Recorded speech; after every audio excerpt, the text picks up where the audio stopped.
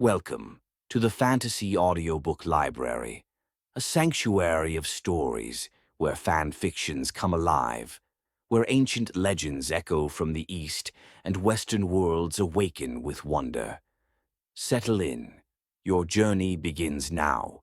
Teen Wolf The Argent Chapter 26 The Resurrection. More than a decade ago, Max, who was a 5-year-old kid, was crying holding on to a girl's cold dead body. Selena had a relived smile on her face, as if she was relieved that she didn't die in those other men's hand. He was holding on to her, muttering, "Selena. Selena. Selena. Wake up. Don't leave me." At this time a black shadow came from inside the room and said, "I was still late, wasn't I?" Max, watching this man, shouted, "Who are you?" But that man didn't reply.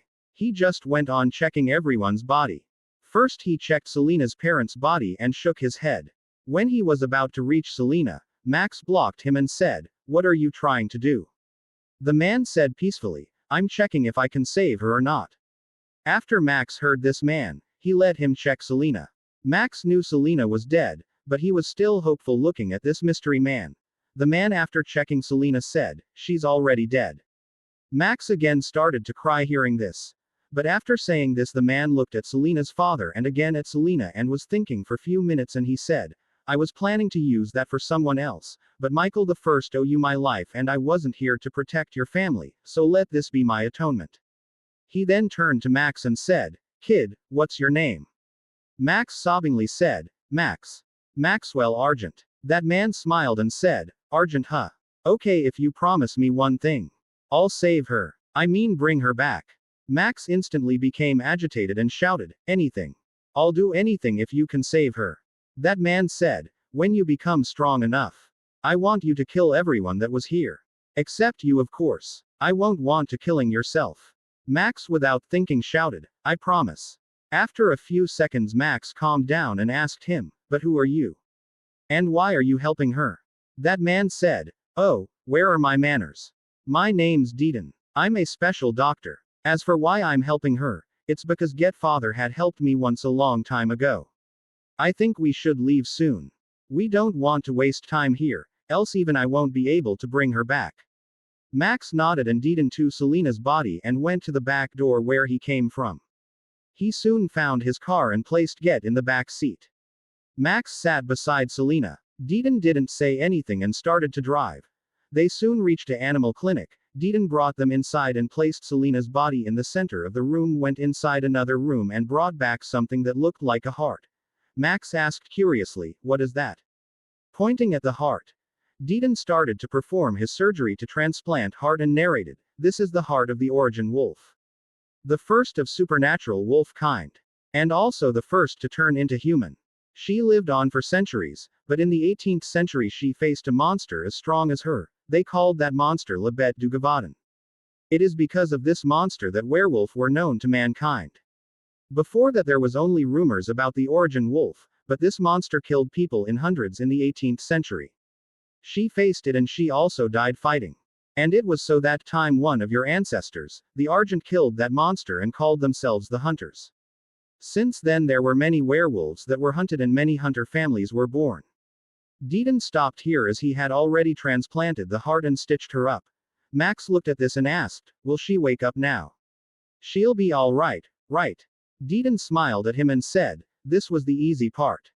Now comes the hard part." After that he dragged in many copper coils as big as a chair from the other room and connected the switches to the extra generator he had and placed the copper coils around Selena and said to Max, "Whatever happens now, you have to stay away from there. Trust me this time. If you try to go there you won't be helping her. If this process is interrupted, there is no second time. So stay behind me." Max nodded and stood behind Deedon and asked, "What are you going to do?" Deedon turned on the generators as the electricity was flaring all around Selena. He narrated another story. "In the Dark Ages, it was a time before your werewolf. I think you might have heard about Frankenstein monster, right?" Max replied, "Yeah, my dad read that story to me often." Deedon smiled and said, "Well, it's no story. He used parts of some supernatural creatures and the heart of an ancient monsters as used electricity as life force to bring him back. But that Frankenstein monster was too strong for anyone to control, it couldn't even be killed that easily. Victor Frankenstein only left notes behind about his research. My ancestors were in close connection with him. They were able to get the secrets of the resurrection of life and how to kill the Frankenstein monster. But to our demise, that monster ran away never to be seen again, but there were rumors here and there that the Frankenstein monster still exists till today. But nobody is sure of it. I'm using a technique similar to that of Victor Frankenstein to bring her back. It's not easy to bring to resurrect anyone. My ancestors found the origin Wolf Queen's body and preserved her. But throughout time they experimented on her body and only get heart remains, and it was my responsibility to take care of it. But I owe my life to Michael, so this is my return favor. I know that given chance Michael would have picked his daughter's life over his. Oh, I think it's almost done. When Deedon finished talking, electricity nearby flared up. Selina suddenly opened her eyes, which were red, and bent her body backward and howled loudly. Watching this, Deedon said, I've heard from my ancestors that the heart of the origin Wolf Queen was special, that's why they conserved it till now. And that she was dead and was resurrected with the origin Wolf Queen's heart. I think we'll see a new form of supernatural werewolf. Max, hearing all this, looked at Deedon weirdly. Deedon soon realized that he's talking to a 5-year-old kid, so he said, you won't understand this now, but one day in future you'll get this. That time you'll realize how special she is. Max didn't understand much, but seeing Selina wake up, he ran towards her and said, I don't know what you mean, but Selina is always my special friend. Selina slowly opened her eyes and saw Max holding her. Ma. Max. She weakly said. Max excitedly replied, yes, Selina, yes. It's me, Max. You woke up. You woke up. Everything's all right now. Selina then muttered with a sad look, Mother, Father, and tears started falling from her eyes. Max's heart ached looking at Get cry, so he shouted, Selina, don't cry, please Selina. Look, I promise you that I'll kill all of them. I'll kill each and every one of them. Selina watched Max shooting and said with a sad tone, Max, but they're your grandpa and aunt. Max again shouted louder, I don't care. They hurt you and made you cry. I'll kill them all. His eyes were bloodshot saying this. Deedon looked at this and said, don't do anything stupid now, kid. First you get stronger, then you fulfill your promise. After that he looked at Selina with tender eyes as said, Selina, I don't know if you remember me, but I was your father's friends, we were close like brothers. I know you can't go back to your family and you can't be seen in this town. So I'll take care of you from now on. You can call me uncle if you want. Selina didn't remember him much, but hey, father has talked about him often. She looked towards Max, and Max nodded. So she said, yes uncle. Deedon smiled and said, I'll send you out of town next week for you to study. Okay, then it's time you get some rest. Kid, she'll be here. I'll drop you off now. Both Max and Selina nodded to this. Max said, I'll talk to you tomorrow. And went off. Chapter 27 The Changes Present. Max smiled and replied, oh, she called for help, so I'm helping her. Hearing this, Deucalion was enraged. He never could have imagined a hunter and a werewolf working together. He looked at Selina and growled at her saying, a blood traitor like you do not deserve to live. Siding with the hunters. No wonder you didn't want to join me. Today both of you will die here. Hearing this, Max wasn't nervous. Before he used to face his opponents head on like a Saiyan. But after thinking stuff through this last month, he's more inclined to face them like a shinobi. He thought that this way is more efficient. Deucalion lunged at Max, clawing at him without any warning. Max just pushed Selina aside while taking out his combat knife and slipped through Deucalion's claws and made a nasty cut throughout Deucalion's arm. Max didn't give Deucalion time to turn back and again made a huge cut throughout his back. Deucalion tried to heal his wounds, but no matter how he tried to heal it, the wound wasn't healing a bit. Max has used his energy through the knife while slicing at Deucalion.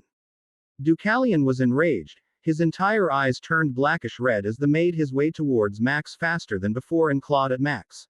Max, watching this, was a bit surprised, but he had already estimated Deucalion's strength 3 times as much as Peter. So he wasn't frozen on the spot. He used more energy in his combat knife and sliced at the claw coming towards him. 3 of Deucalion's fingers were sliced off, but Max was pushed back by the impact of the hit. Before Max could stabilize his body, Deucalion ignored him and dashed towards Selina and clawed at her. Selena, who wasn't expecting Deucalion to attack her, was starstruck at his attack, and soon she felt a stinging pain in her chest. She shouted, "Max!" before she fell. Max, watching this, ran at her with his utmost speed and kicked of Deucalion few meters. He reached out with shivering hands and checked her pulse. To his luck she was still alive, but was just badly injured. Max soon calmed down, but when he saw her chest, which had deep scar, he was enraged. This reminded him the time she died when he was 5 years old. All these days Max was living here, thought that living the life through the original Teen Wolf story with him altering a bit here and there, he thought he could live by easily with his friends and family. But now he realized that a slight mistake could end someone close to him. He changed. At the beginning of the fight he didn't plan on killing Deucalion, because he knew that Deucalion was useful for the third season, but decided to end him right here and now. He said in his mind, "Fuck you, storyline and plot. Now I'm gonna live my life my way. No more following your shitty rules." This decision of his has changed the fate of several people. Now Max's body was emitting ki all around him. He jumped at Deucalion, who was 20 meters away, and sliced at his shoulder, taking his entire arm off, and said, "I didn't plan on killing you at first, but now you have to die." Deucalion was still processing what had just happened and didn't hear anything Max said. Before he could think of anything else, he saw something in Max's hand glowing. Max just pointed his charged up ki equals ball at Deucalion and shot it. And said, "Your story ends here, blind old man." Deucalion didn't know what that glowing ball is, but saw it coming at him with hyper speed. He felt a great threat to his life coming from the glowing ball, but before he could even move, the glowing ball hit his chest and burst. Deucalion could only feel his chest incinerating with this energy and soon lost his consciousness. When Max saw the effect of ki ball, he was surprised. He could see that Deucalion's entire chest was incinerated, and he also saw the nearby flesh burnt off. Max then made his way towards the rest of the unconscious alphas and cut off their heads. After finishing his slaughter, he sent a text to his father the location and told him he needed a clean-up crew. Chris, hearing this, asked, "Who was it?" Max replied, "Deucalion and his alpha pack." Chris was dumbstruck hearing this. After a few seconds he asked again, "Are you sure that it's him?" Max only said, "I'm positive. All of them are dead. You take care of it from here. I'll be leaving. I have other things to do." Chris was about to ask him what happened, but Max hung up. Max went to Selena and picked her up and sat her in his car and drove off towards Beacon Hills. While he was on his way, he was about to sense the changes within him. He knew that all these days he was holding back, he was trying to control his involvement with the original story. But his decision to live life to the fullest has changed his spirit within and unlocked all his potential. Now he didn't know much what the future held for him, so he was a bit worried, but more excited. Going to school and making friends with the characters was one thing, but living through the story with them is another thing. Right now he remembered something the god had told him: the world is not limited to Beacon Hills. Travel around. You might find some interesting stuff. Thinking about it now, he was excited. He decided that after this year he'll leave town. But he didn't know that his decision had brought changes all over world. And some special people felt it. Some people shuddered and some felt excitement. Especially the people in New Orleans. A woman was standing in front of an altar. Behind her nearly 30 people stood in black hooded robes. That woman turned to them and said, "A great change is coming. After a few months the balance between all the supernatural beings will be tilted. A new power is emerging. This will either be a blessing to us or a disaster." The people around her, some whispered, some gasped. Chapter 28. The new student Max drove directly to Deaton's animal clinic and took Selena with him. Deaton saw Selena's condition and asked, "What happened there?" Max only have a short reply: "Pack of alphas. Now dead." Deaton brought a blue-colored powder and threw on Selena. Then he turned to Max and noticed that Max was somewhat different and said, "You've changed, Max." Max said, "All these days I was limiting myself. I was controlled by everything around me, but today I decided to let myself free." Deaton looked at him and said, "So the result was the death of Deucalion and his alphas, huh? Well, I don't know if this is good or bad to you, but I like it." Max paused for a second and said, "Doc, can you let Selena join my school? I think it's time." Deaton gave him a smile and said, "You go home now, kid. Let her rest for now.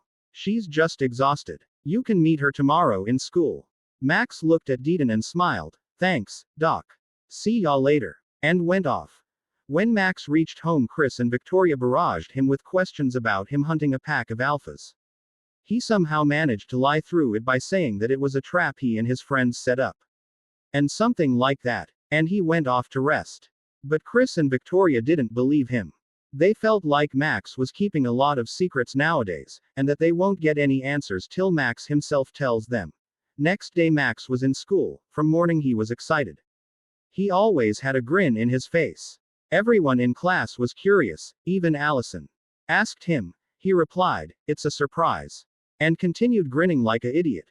When it was the second period, the principal came to their class with a girl wearing a short skirt and a casual t-shirt with a beautiful face and dark hair. Everyone was starting at her. Styles was almost drooling looking at her.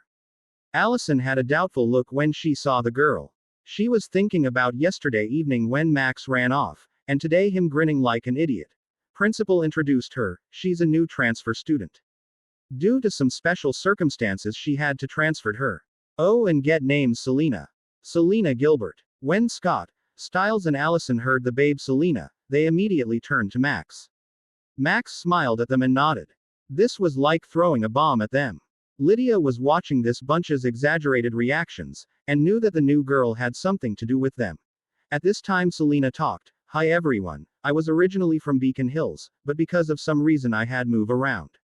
And now I'm back. Everyone said hi, and Selena saw an empty seat beside Max, where usually Jackson sits, but because of yesterday Jackson still didn't come to school.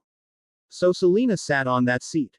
Lydia, who was in the front seat, wanted to say that it was Jackson's, but before she could say anything Selena talked. Hey Max. Max replied, Hey, Selena. Sorry yesterday it was late so I went back home before you could wake up. Selena smiled at him and asked, So, how are you gonna make up for it? Max knew he wasn't getting away easy, so he threw his car keys to Get and said, Today you drive. I'll stay with you till you say that it's okay to leave. Selena took the key and grinned, Okie dokie. During the class Scott and Styles simultaneously sent a text about Selena and Max to Derek. Hearing their conversation, everyone in class froze. Nobody expected that Max knew the new girl and also they were so close. After the class ended without giving anyone to ask about them. They sneakily left the school. After going out Selena started driving off towards the forest. As soon as the park they already started kissing inside the car. He said, I really missed you. She took a few breaths and replied, I missed you too. I hated it wherever you ran off as soon as we met. The day you brought this car also you left early. Max grinned and said, Why don't I make it up to you by staying with you, like, most of the time? Selena happily smiled and said, That works for me. As soon as you're out of the house, you better be my side. Max laughed and said, Why not when I'm inside my house? Selena blushed and said, Oh yeah, why don't I talk to your dad and mom about making that arrangement? Hearing this Max started sweating and said, Don't worry. I'll get my own place soon. How about you move in then? Selena's face turned red hearing this and said, Let's see. If I still like you till then, I might take you up on that suggestion. And grinned after saying that. After pausing for a bit she continued, Now, it's time for me to collect some interested for staying all this time. As she made her way over to his seat and they started kissing again. Near the school, Lydia was constantly asking Allison about Selena and Max's relationship. As everyone knew Max didn't show any interest towards any girls in school. Before Lydia got together with Jackson, she also tried to get close to Max only to be shut off by him. Also just replied, If my guess is right, she's my brother's childhood friend. But I didn't know that they were in touch all these years. It's been more than a decade. Lydia gasped at this. She couldn't imagine that the oddball Max had a little lover over a decade. As they made their way out to the parking space. Allison saw Scott and Styles coming over. She could also see Derek sitting in Styles's Jeep. She still wondered why Derek sits in that Jeep even though he had his own car. She told Lydia that she had something to do and went to Scott and Styles. As soon as she reached there, they started the Jeep and went off.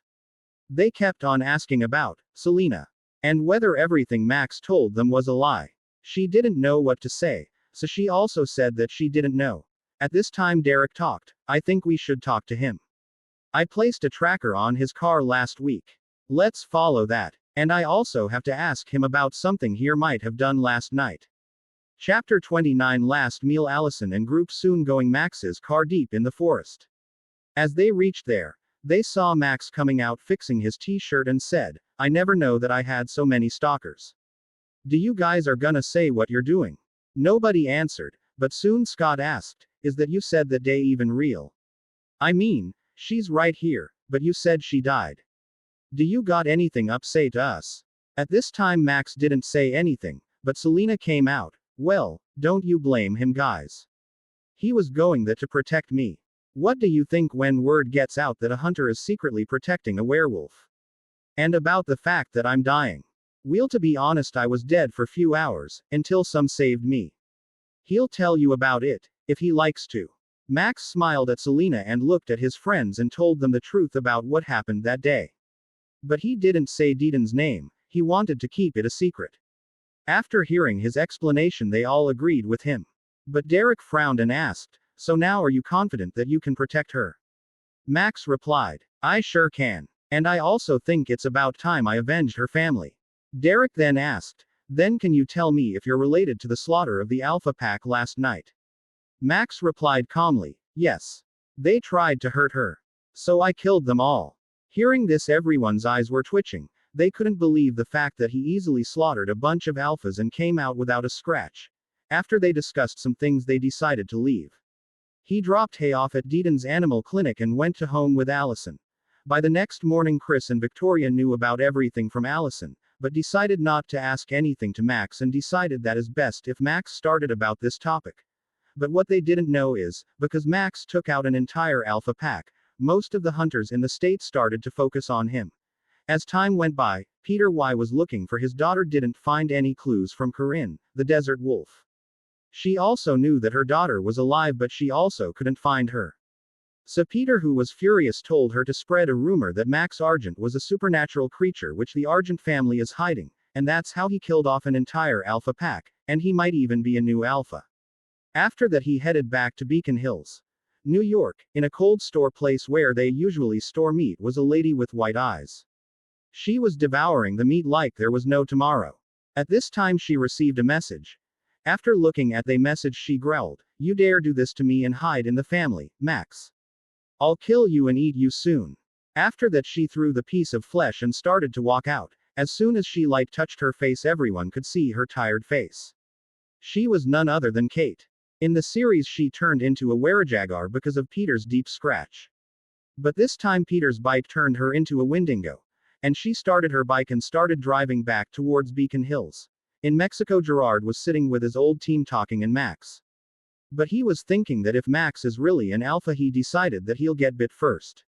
He wanted to bite so badly.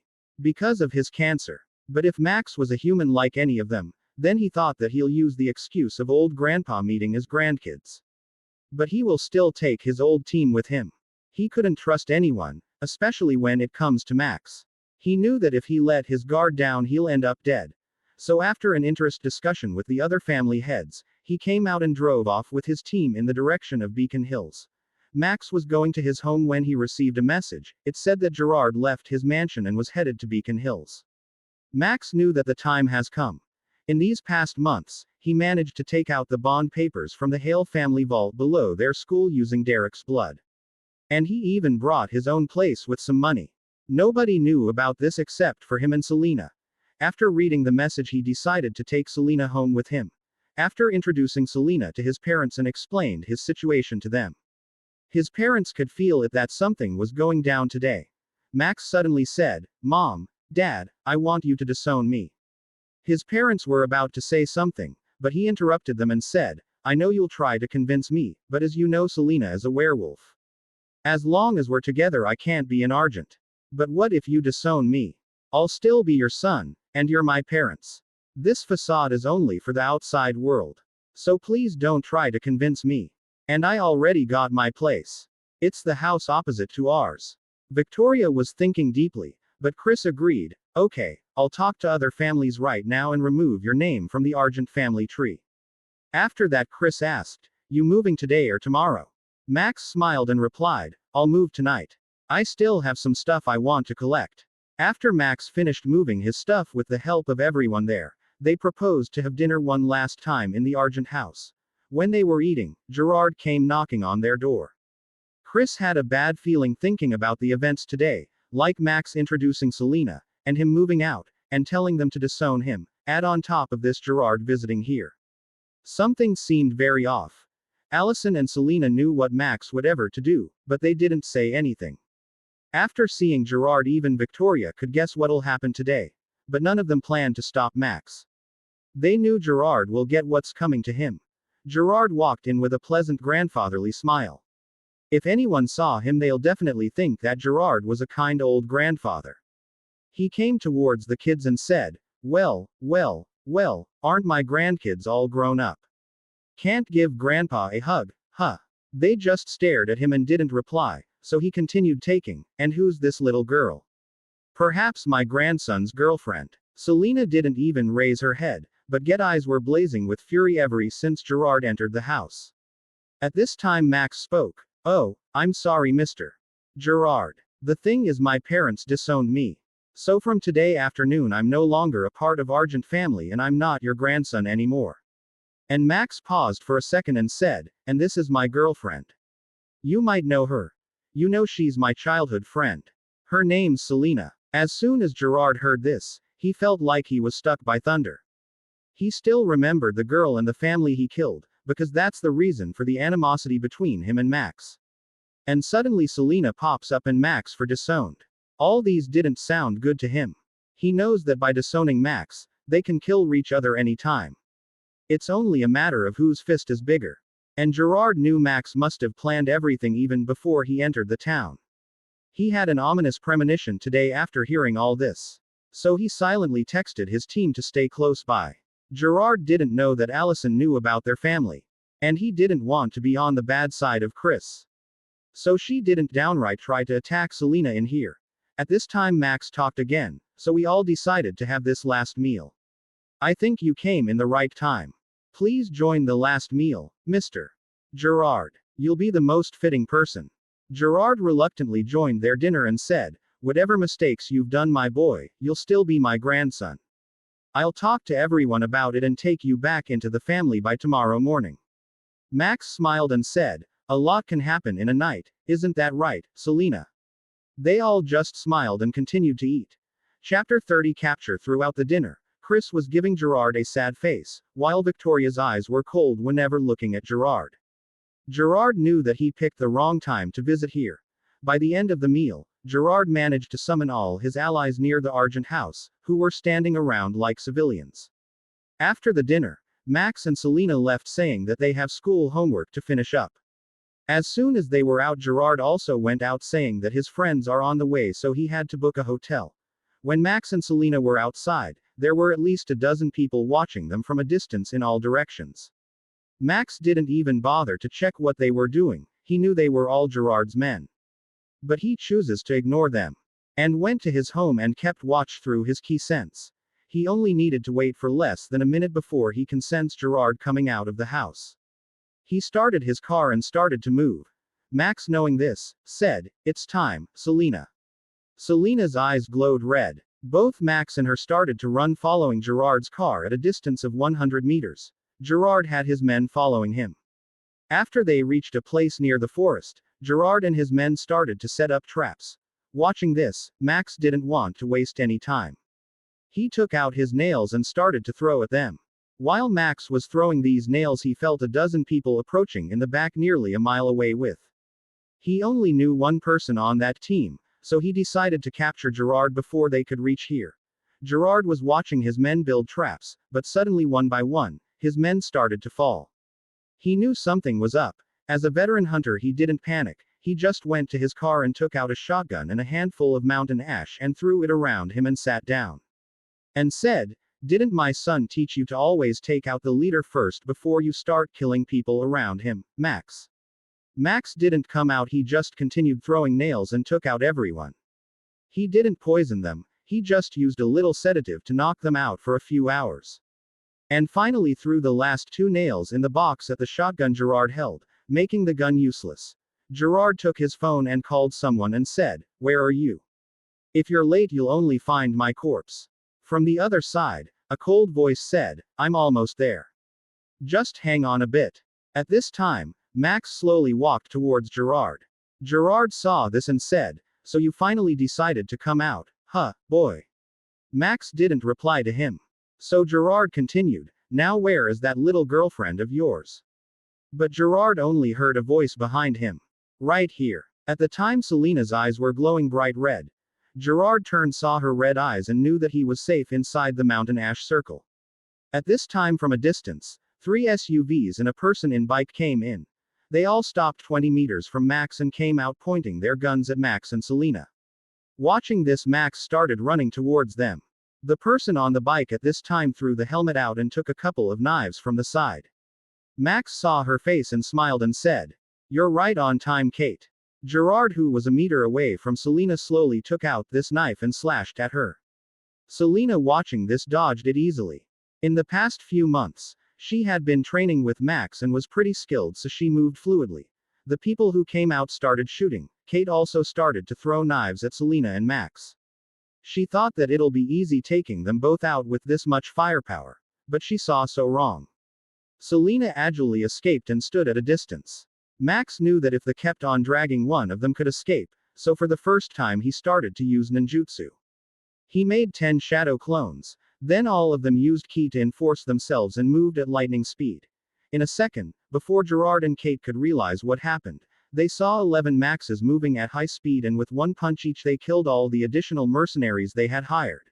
Then 3 of the Max went to Kate and held her down, while 2 more went to Gerard and tied him up inside the mountain ash circle, which was messed up a bit. Then Max brought in Kate and tied her up beside Gerard, and Max fixed up the mountain ash circle around them. Kate was shouting all this time. Gerard as always kept his calm and said, "So you became a warlock, huh? No wonder you could finish off an entire alpha pack." After a few seconds Max spoke, "I don't want to hear any of your nonsense." At this time Gerard spoke, "You boy, don't think about getting out of this mess easily after killing me. You have no idea how big the world is." Max didn't talk anymore. He just looked at Selena and said, "They're all yours."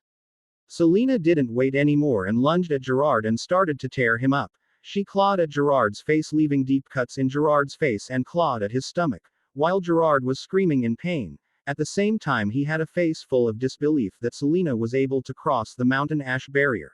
Kate, watching Gerard's outcome, shouted at Max, "Max, don't. We're family." Max didn't even look at her. Kate knew that nothing could make them change their mind and decided to try something and said, "Max, don't you want to know why we were hunting all the werewolves we see?" As soon as Max and Selena heard this, they both turned to Kate. But Gerard shouted at Kate, "Don't you dare." Max, watching this, coldly said, "Say it. I might think of letting you off." Chapter 31, The Big Reveal. Kate asked, "Will you promise me that you'll let me go?" Max just said, "Sure. I promise." Kate kinda didn't trust Max, especially at times like this, so she was about to say, "But even if you tell him and get out of here, they will kill you if word gets out.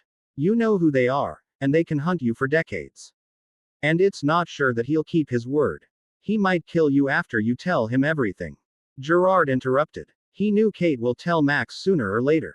Gerard also knew that both of them are going to die today. So he at least wanted to make sure that Max suffers even if they both die. Selena clawed at Gerard's chest because he interrupted in the middle. Kate, hearing this, turned pale. And she decided that she's not gonna say another word, and kept quiet. Max, watching this, knew that there is a bigger story to this. So he asked Kate, "Are you gonna tell me or not?" Kate said, "How can I trust that you'll let me go?" Max knew that he won't get his way with her, so he dragged Gerard out of the mountain ash circle and poured only a little bit of gasoline on Gerard, making him half wet, and lit him up. Gerard was screaming and shouting. He wasn't entirely covered, so he couldn't even burn quickly to die. He was suffering badly. The pain and agony only came as screams through his mouth. Max at this time poured a similar amount of gasoline at Kate and told her, "You'll end up the same way as him. Even he's begging to end his life, but I won't kill him. He'll be alive for hours and still burn like this." Max paused to look at Kate. Kate was frightened while she was watching Gerard screaming for death. Max again continued, "So what's it gonna be, Kate? Are you gonna speak or not?" Kate looked at Max with fear-filled eyes. She never in her dreams did she think that there will come a day when a little mistake in the past will haunt her to death. Max looked at Kate and said, "I know you were also innocent like every other kid, and that you were just manipulated by Gerard. So Aunt, just tell me what I wanna know and you can leave. I won't chase you after this, I swear on mine and Selena's life." Hearing this, Kate was a bit hopeful. "Yes, Max. It was Gerard. It was him who took the deal." Max nodded and told her to continue, so she explained her story. From centuries, vampires, witches, hunters and other legions have been hunting werewolves, because werewolf bite to any supernatural creature other than were creatures are deadly to them. And that an alpha's bite to a human can turn them into worries. So they'll never be extinct and remain a threat to everyone. So someone decided to put an end to them. But there were many opposing then, especially the hunters, saying that this will destroy the natural balance of the world. That person didn't take that answer well, so they started a search, and soon found werewolves that are pure. Their bite isn't poisonous to other supernatural creatures, and they can't turn humans by biting. They can only reproduce by the natural way. That person used this as an excuse, saying that they can hunt every other werewolves except for this one. By this was the natural balance won't be broken. People still didn't agree to this, but secretly several people like Gerard agreed to this. Our only orders were kill all the betas and omegas and capture the alphas. They paid for every captured alpha, and even paid for every kill we made. All we needed were proof that they're werewolf. And Selena's family was just one of the many that had been hunted. As a hunter, Max knew that there were other supernatural creatures, but he didn't expect that there'd be witches and vampires. He kinda felt familiar hearing this, but he decided to ask about it later. "So who's the one that started all this?" Kate replied, "I don't know who, but whenever we capture any alpha, someone from Volturi's faction will come to collect them." As soon as Max heard this, he started gasping for breath. Because he knows about Volturi, not from his father or from other hunters, but from his last life. He had seen that movie, Twilight, over and over again. Max couldn't believe what was happening.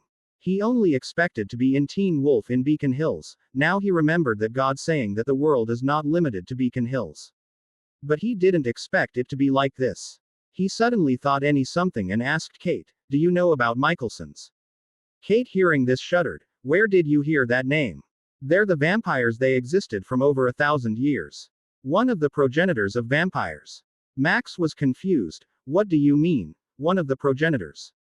Kate said, "There are other vampires that don't belong to them. You see the Volturi, their ancestor is the Dracula himself. There are many others, but they don't let themselves known." Max was not thoroughly agitated hearing everything. He thought to himself, so there are many ancestors of vampires like every other movie. If that's true, then I really have to check it out soon. Max observed all the information in and said, "Thanks, Aunt Kate. You can go." And he erased some of the mountain ash circle. Kate saw this and was instantly happy and ran out with all her speed. Max then turned to Selena and said, "You can burn her now." Selena held Gerard's leg and threw him at Kate, who was running. Kate stumbled to the ground and shouted through the fire, "You promised, Max." Max heard this and said, "Are you a kindergarten kid? Who'd believe promises at times like this? And to tell the truth, I did keep my promise. I didn't chase you, I let you leave. But I didn't say that Selena will let you leave. You think you'll walk free after you killed her family." Kate and Gerard were screaming from the fire. Max went to them and poured more gasoline on them. And turned to Selena and said, "See, Selena, I fulfilled my promise to you."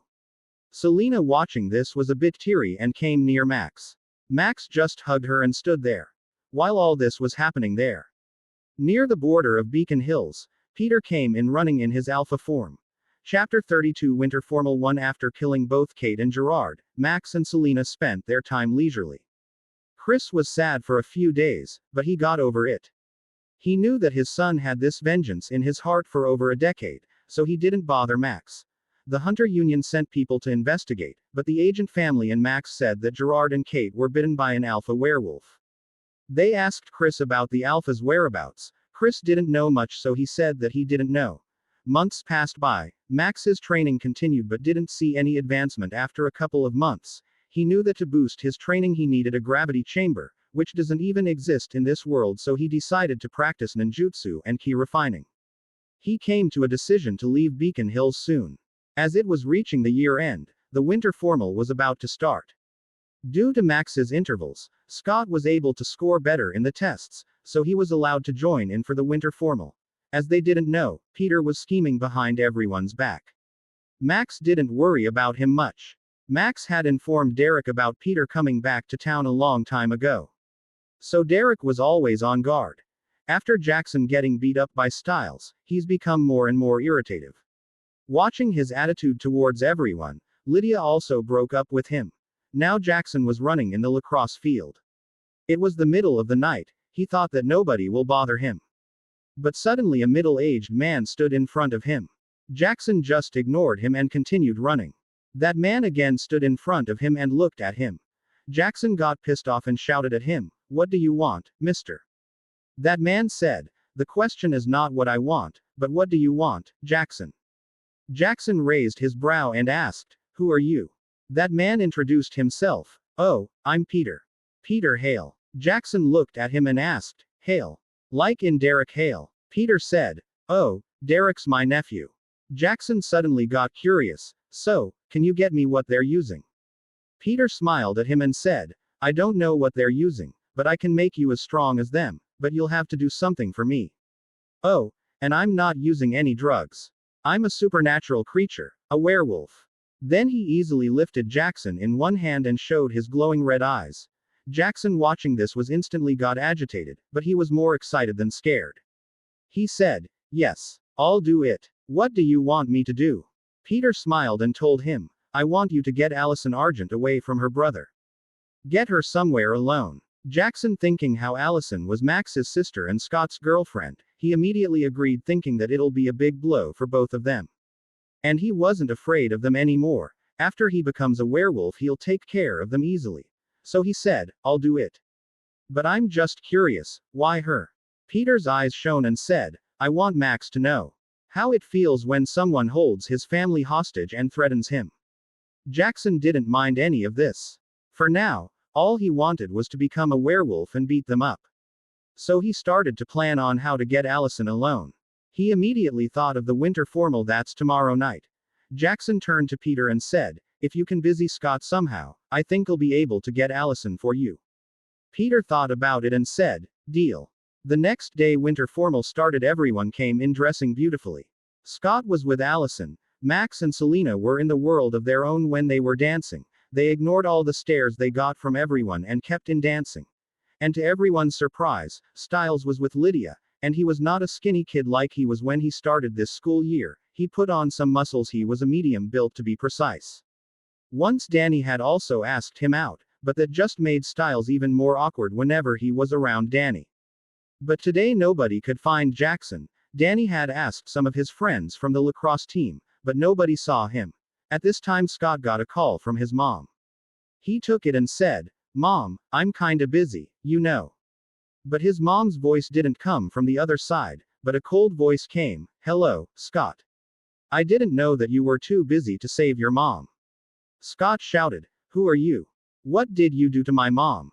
Voice from the other side said, "If you want to see your mom safe, come alone to your home. And don't try to bring your Argent friends. I know all about you, and my people are watching you. So don't try anything stupid. And throw your phone after coming out of school." And the call was hung up. Scott was extremely agitated at this time. He said to Allison, "Allison, I got something to do. Don't worry, I'll be back soon." Scott couldn't think right at this time. And he immediately ran out. Allison, watching this, felt that something was wrong, but couldn't catch up to Scott, as he ran at full speed. So Allison came out and stood near the parking lot and waited for him to return. After quite some time Jackson came in running with a torn-up dress. He immediately went to Allison and said, "Allison, it's Scott. Lacrosse field." And feel aside fainted. Allison didn't understand anything. She saw Scott leave just now. And here's Jackson shouting Scott's name and lacrosse field. She tried to wake Jackson up, but he was still fainted and didn't move. So she took his car keys and laid him in his car. After that, Just out of curiosity, she went to the lacrosse field while calling Scott, but to her demise, Scott wasn't picking up. When she reached the field, she only saw a man standing in the middle of the field. She looked at him and asked, "Excuse me. Can I help you?" Peter just stared at her and said, "Yes, Allison Argent, you can." And Peter's eyes glowed red. At this time, Jackson came from behind Allison and talked to Peter. "My job is done. So how will you make me stronger?" Allison stared at Jackson with disbelief. She couldn't believe that Jackson set her up. Peter just called him. "Come here." As soon as Jackson reached him, Peter bit at Jackson's arm. Jackson screamed in pain. After biting, Peter told him, "By tomorrow this will be healed, and you'll be one of us." Jackson didn't care about the pain after hearing this. He said, "Thank you," and went back. Allison, while watching this, immediately used mountain ash and drew a circle around her. And was trying to call Max. Peter, after biting Jackson, came towards Allison, but he couldn't get close. He said, "Mountain ash. Looks like they taught you well. But it's not enough." At this time, Max picked up the call, "Allison." Allison shouted, "Lacrosse field." And before she could say another word, Peter threw a ball at the phone in her hand and smashed it. Peter at this time said, "You know, mountain ash is not perfect protection. Even if I can't get through, I call always throw some 8 rocks or shoot you using a gun. There are many ways to kill you even if you're inside the mountain ash barrier." Chapter 33 Winter Formal 2 Max was leisurely dancing with Selena. Suddenly his phone rang and disturbed this perfect moment. When he saw who was calling, he was surprised because it was Allison. He looked around and could find neither Allison nor Scott. He took the call and said, "Allison," and was trying to sense her key around him. Allison from the other side shouted, "Lacrosse field." After that, the phone was disconnected. At the same time, Max also sensed her key and said to Selena, "Allison's in trouble. I'll be back. You watch out for other surprises." Selena nodded, and Max ran off like a blur. After nearly a year of training, his strength had reached greater heights. And with a few seconds, he reached where Allison was being attacked by Peter. When Max reached, he saw Peter throw a ball at Allison with all his strength. Max instantly made a few clones there and left them and ran out and reached in front of Allison with a quick second and caught the ball. As soon as caught it, he infused it with his energy and tossed it back at Peter with high speed. Peter didn't expect this and got hit in the face and had his cheekbone broken. He growled a few times and stared at Max. Max said, "I told you not to touch my family, Peter." When Peter saw Max standing in front of Allison, he shouted, "I've been waiting for you, Argent." As soon as he said this, there were 5 laser-pointed guns aiming at both Allison and Max. 3 for Allison and 2 for Max. At this time, Peter said, "You know mercenaries, they love money. And someone put a price of 20 million on your head. I know you can handle yourself, but can you protect your sister and take us all out?" After a few seconds, Max calmly smiled and said, "I gave you a chance to run away, but you had to come back, huh?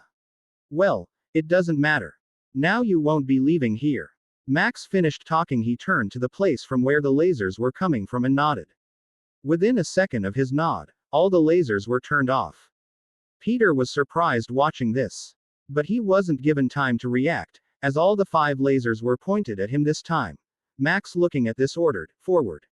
As soon as said this, all the people who were holding the guns in a distance made their way towards them with an even speed. When they reached a visible distance, Peter shouted, "Impossible." As the guys who were holding the guns were Max's clones. And Peter couldn't believe it. "Wah wah, what are you?" All the Max smiled and said, "Oh, me. I'm Max." Allison was also flabbergasted at this scene. Max didn't tell anyone much about his jutsus. So it was a kind of a secret. Only Max and Selena knew about his jutsus, but he didn't explain it to her where he learned it from. He only said that it was a secret. The real Max smiled at Peter and said, "Like I said, you're not leaving here." All the clone Maxes fired at Peter's limbs and incapacitated him. Scott, who reached his home, saw his mother was inside looking at the bills. Scott made his way inside and went to his mother and hugged her. Melissa looked surprised at the hugging Scott, who came home earlier than expected, and asked, "What happened? Did she dump you?" Scott came to his senses and asked, "Mom, where is your phone?" Melissa looked around for it and couldn't find it, and said, "It seems like I can't find it." "Why? What happened? Scott sighed in relief and said, "Nothing, Mom. I called your phone and some guy talked on the other side. So I thought something had happened." Melissa smiled at her concerned son and said, "You could have called the landline to confirm it, right?" Scott thought of and slapped his forehead. "I totally forgot about that." And he thought of Allison who he left at the formal, so he went to the phone and called her, but the call wasn't connecting. So he dialed Styles. Styles received the call and said, "Hey, buddy, why are you calling from right here?" Scott replied, "I'm not there at the formal. Can you find Allison and give her the phone?" Styles said, "Sure, buddy. Give me a second." Scott waited a while and soon Styles replied, "Buddy, I can't find her." "Are you sure she's here?" Scott said, "I'm sure, Styles. Can you check with Max?" Styles instantly replied, "Nope, both the Argents are missing." "Oh, I see Selena here. Want me to give it to her?" Scott thought of it and said, "Okay." After a few seconds of waiting, Selena's voice came from the phone. "Where are you, Scott?" Scott said, "I'm in my home. I'll tell you what happened later. Can you find Allison for me?" Selena replied, "Oh, she was in trouble.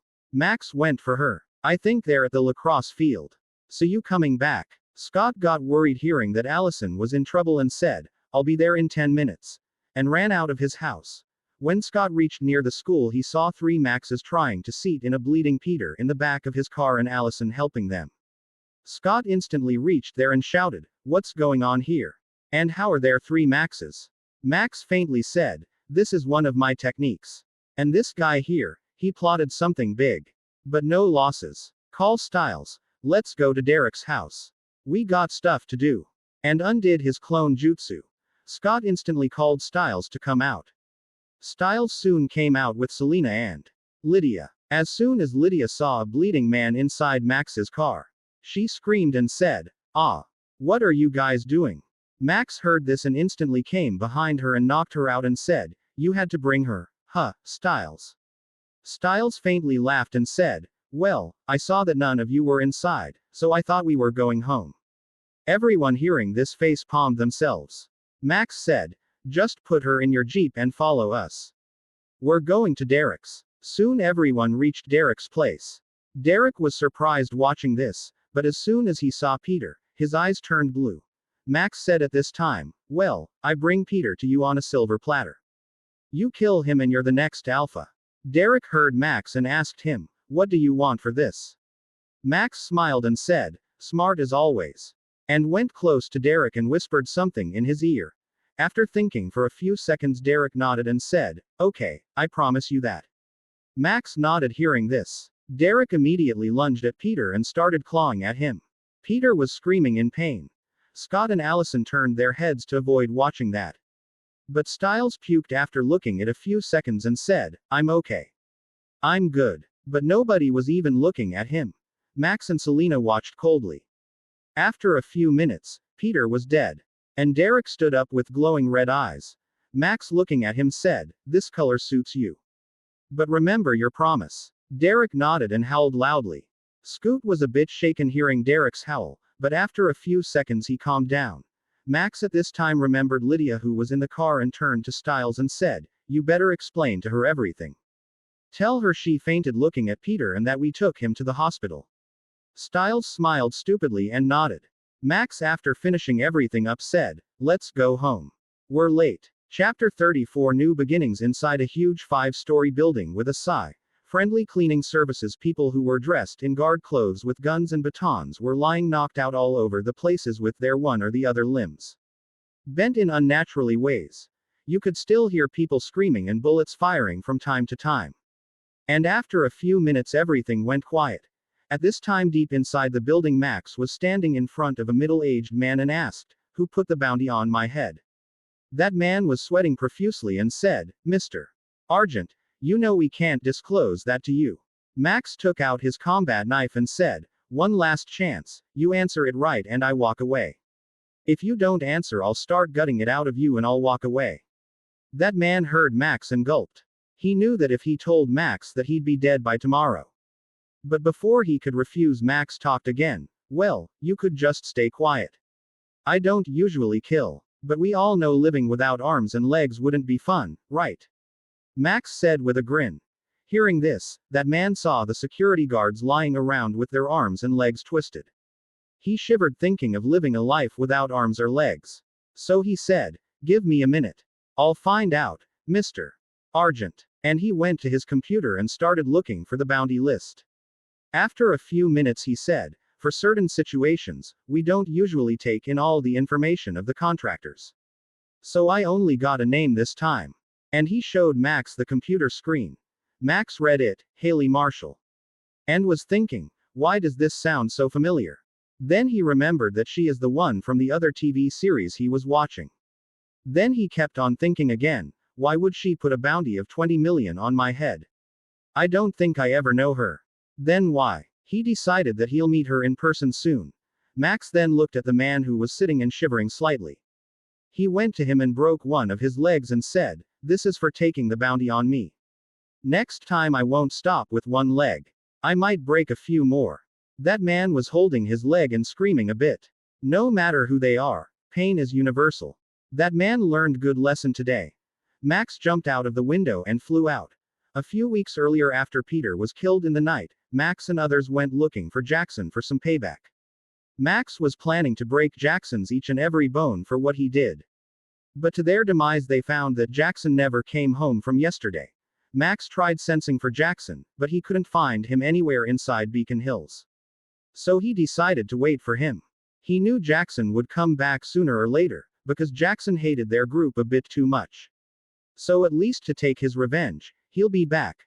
Max spent the next few days easily. But soon that changed as he was attacked when he was in his home. He took care of the guy who attacked him and asked him, nicely, about why he attacked him, and the reply he got was that someone put a bounty on him. At first he thought that it was Peter that put a bounty on him, when he was catching Peter that night. But now that he thought about it, he didn't know who put a bounty on him.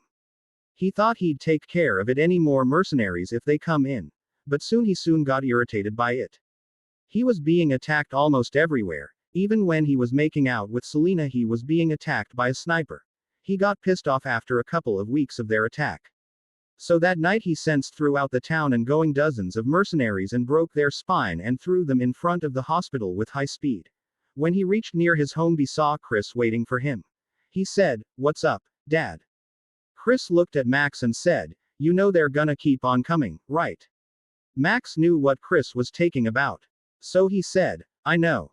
They're starting to get on my nerves now."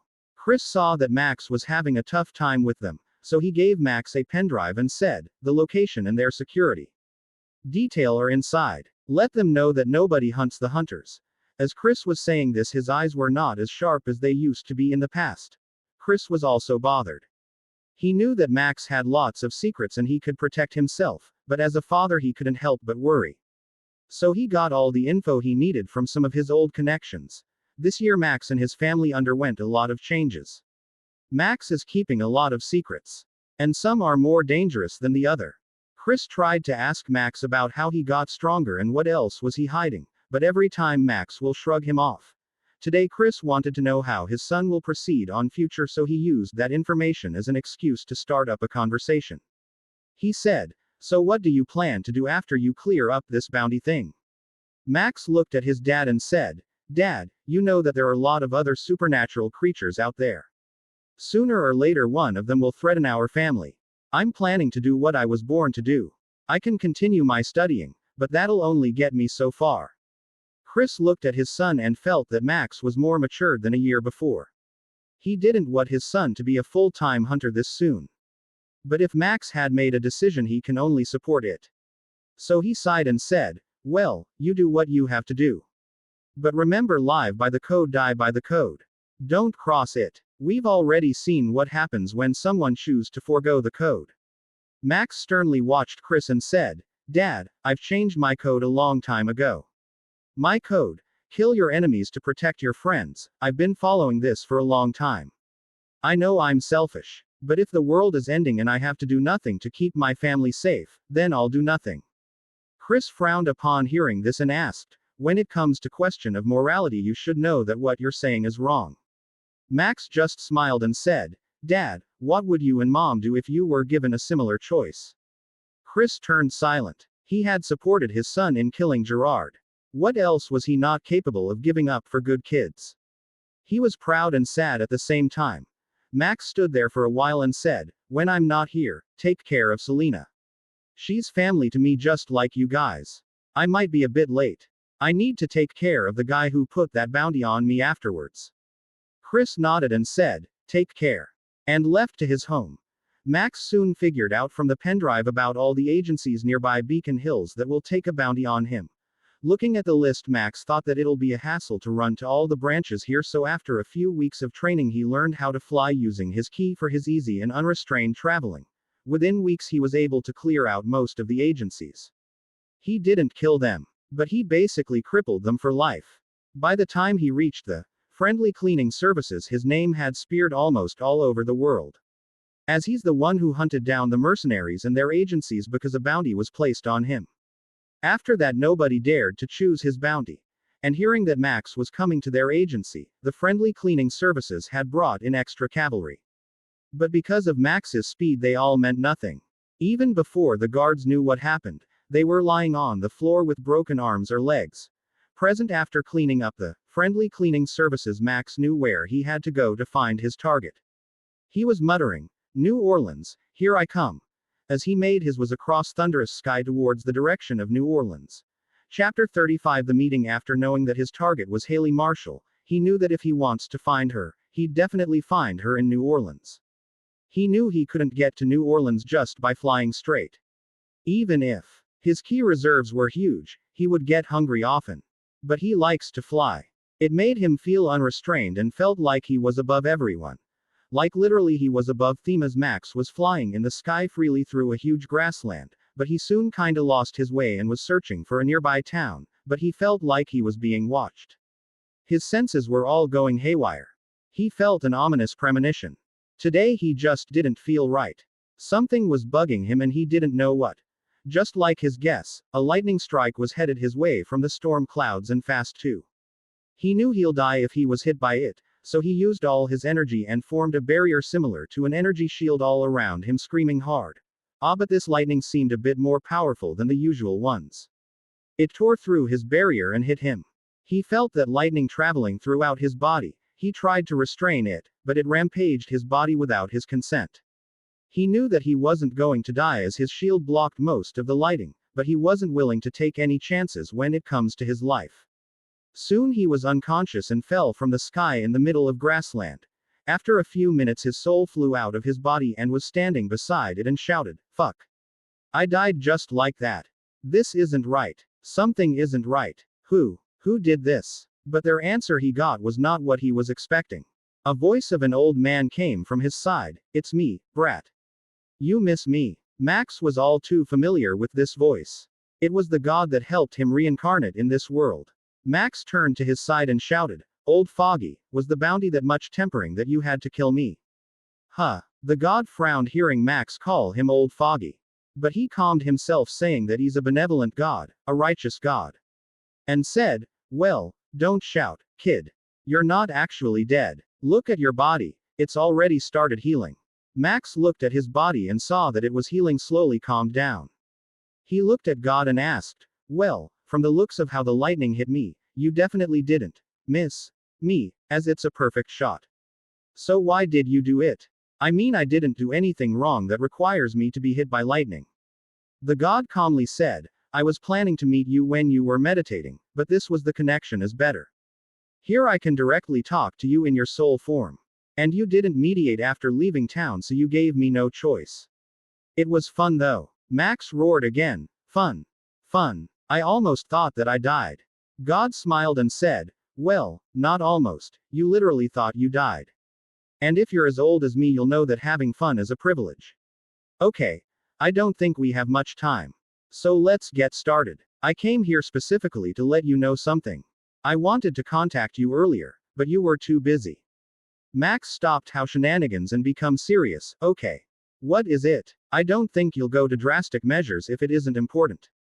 The god seriously said, "I came to inform you about something which I had left inside you. And also about one of your wish." Max confusedly looked at God and asked, "What do you mean?" The god said, Do you remember that I told you that I left something extra for you when the last time we met? Refer chapter 3 for this info. Max thought about it and said, yeah, you did. But I don't remember having anything special. I thought you cheated me. God frowned and said, I didn't cheat you, brat. I left it in your body, but it wasn't supposed to show up when you're near Beacon Hills. Now that you're this far away, I think it's about time I let you know about it. Max asked with doubt, why didn't it get activated in Beacon Hills? God simply said, well, if we're to live in that town, forever having fun with your family and friends, it wasn't supposed to get activated and let you live a almost normal life there. But looking at you now, you seem unrestrained, like you've cut your shackles from that small town and travel outside. The god paused and thought of something and continued, well, you're traveling out and adventuring, do I decided to help you activate it. Max was getting more and more curious, what is it that you want to activate? What's its use? The god patiently said, it's a technique to channel dimension energy. It helps you travel multiple dimensions. With your current strength, I think you'll only be able to channel enough dimensional energy for the nearby world, and that too barely. So as not to get shredded in spatial storm halfway, I suggest you train one more year before you try interdimensional travels. Learn that sage mode to channel energy faster. With key sense, you'll be able to sense nature chakra and dimensional energy with little effort and absorb it earlier. But be careful while doing this, you could end up dead easily. Max was dumbfounded hearing this. He was expecting something like space storage, or a system. But he didn't expect this. He was surprised and disappointed at the same time. Surprised because he could travel multiple series worlds, disappointed because he wasn't strong enough to safely travel now. But he was happy hearing about sage mode's uses. God then continued, okay, that's about it about that dimension channeler. Now let's get down to one of your wish. Max asked, what do you mean about my wish? Don't plan on taking anything back. What's given is given. Don't try to take it back. God was a bit angry hearing this. He couldn't believe that the brat thought that he was this petty. So he made a decision. Brat, I was going to tell you something important about them. Looks like you don't wanna listen, huh? Well, alright. Let's see you next time. Max suddenly knew that he screwed it with his big mouth this time.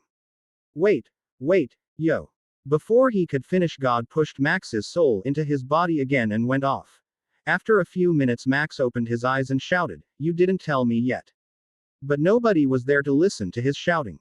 Now Max knew that there was a secret in one of his wishes, but no matter how he thinks it over, he couldn't find anything in it. Chapter 36 New Orleans. After his talk with God, Max decided to keep his mouth shut up if there was a next time. After that, Max soon found a town nearby the grasslands and checked the route from there and set off again into the distance. While Max was flying, he was thinking about his new challenges that he'd face.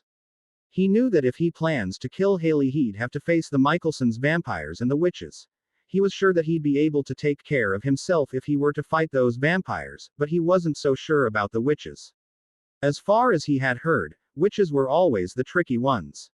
So he decided to have a backup plan when facing the coven. Soon he reached the bayou of New Orleans and looked for some werewolves. He concentrated on the nearby lifeforms to get some answers.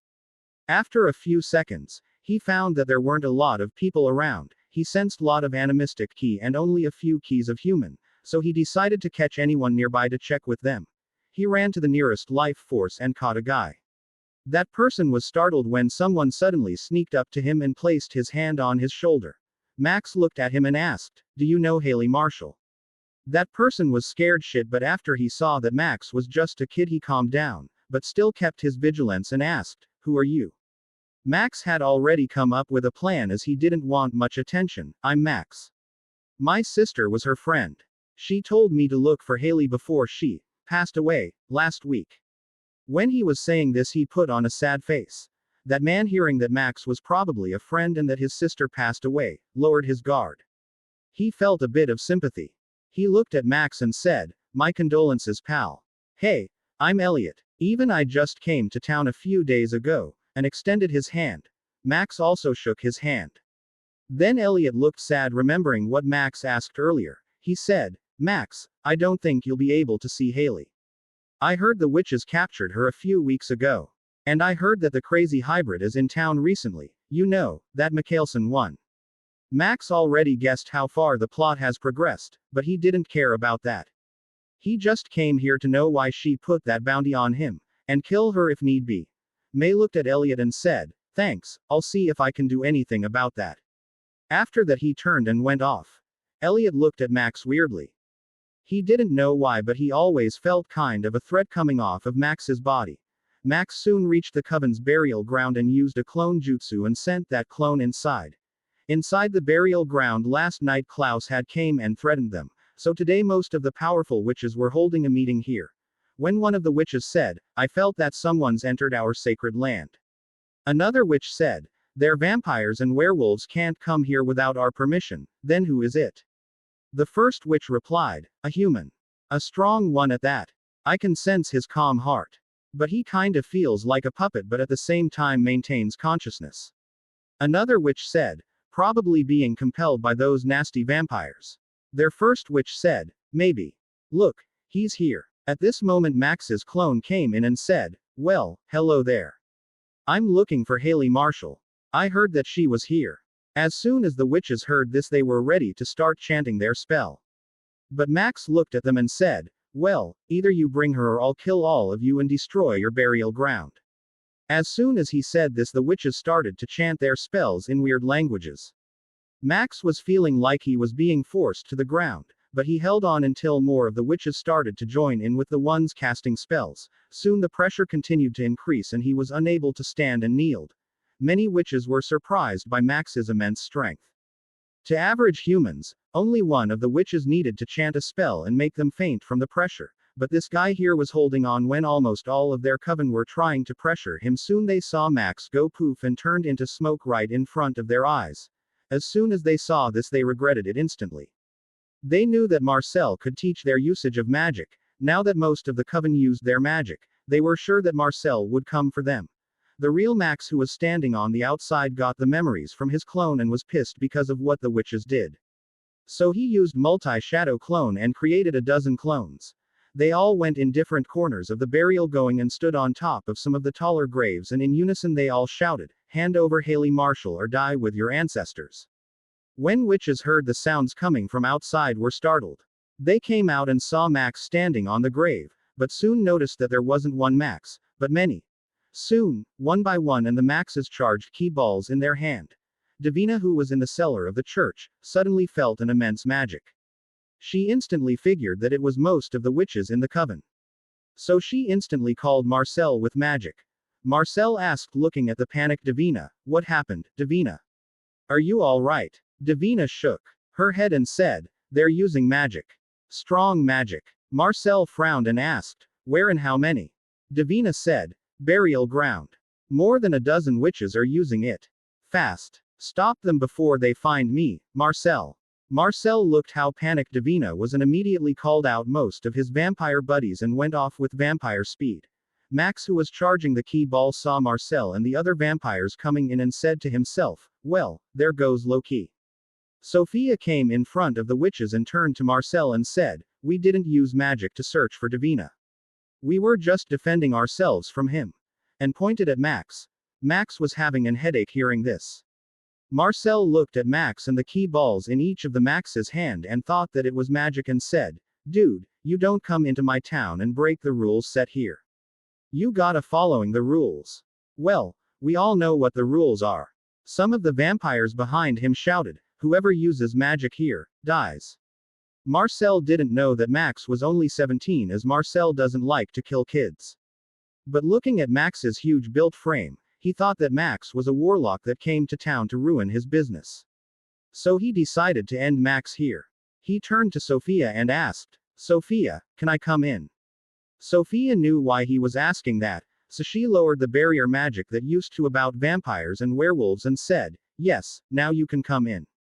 Marcel hearing this said, "This time the witches of the quarter will be pardoned. But this is only a one-time thing. I don't want any magic after this." Hearing what Marcel said, most of the witches were relived. Marcel after saying that lunged at one of Max's clones. The clone just aimed the key ball at Marcel's shoulder and shot it. At this moment, Marcel saw the key ball but he didn't feel anything. He only thought that it was one of the restraining magic the witches usually use which he was almost immune to. but soon he heard a shout from Klaus from somewhere, "Marcel! Get back!" But it was too late. The key ball incinerated his entire left arm. He was screaming in pain, while everyone else gasped at this scene. Marcel was lucky that he was wearing his daylight ring in his right hand, or he would have burned to death in the sun. After that, Max's clones charged their key ball with more key making than bigger, then aimed them at everyone and said in unison, "Stand down or die." Chapter 37. Klaus and Elijah. As everyone heard him saying this, they were a bit reluctant, but they didn't attack him. Soon Klaus came from the side and said, "What so you think you're doing, little Argent?" As soon as everyone heard the name Argent, they knew that this was hunter business, so nobody talked and only planned to listen. Max in his last life was a fan of Klaus because of his crazy nature. But still he maintained a calm smile and said, "At least someone recognizes me. I came here for some payback from someone for putting a bounty on my head."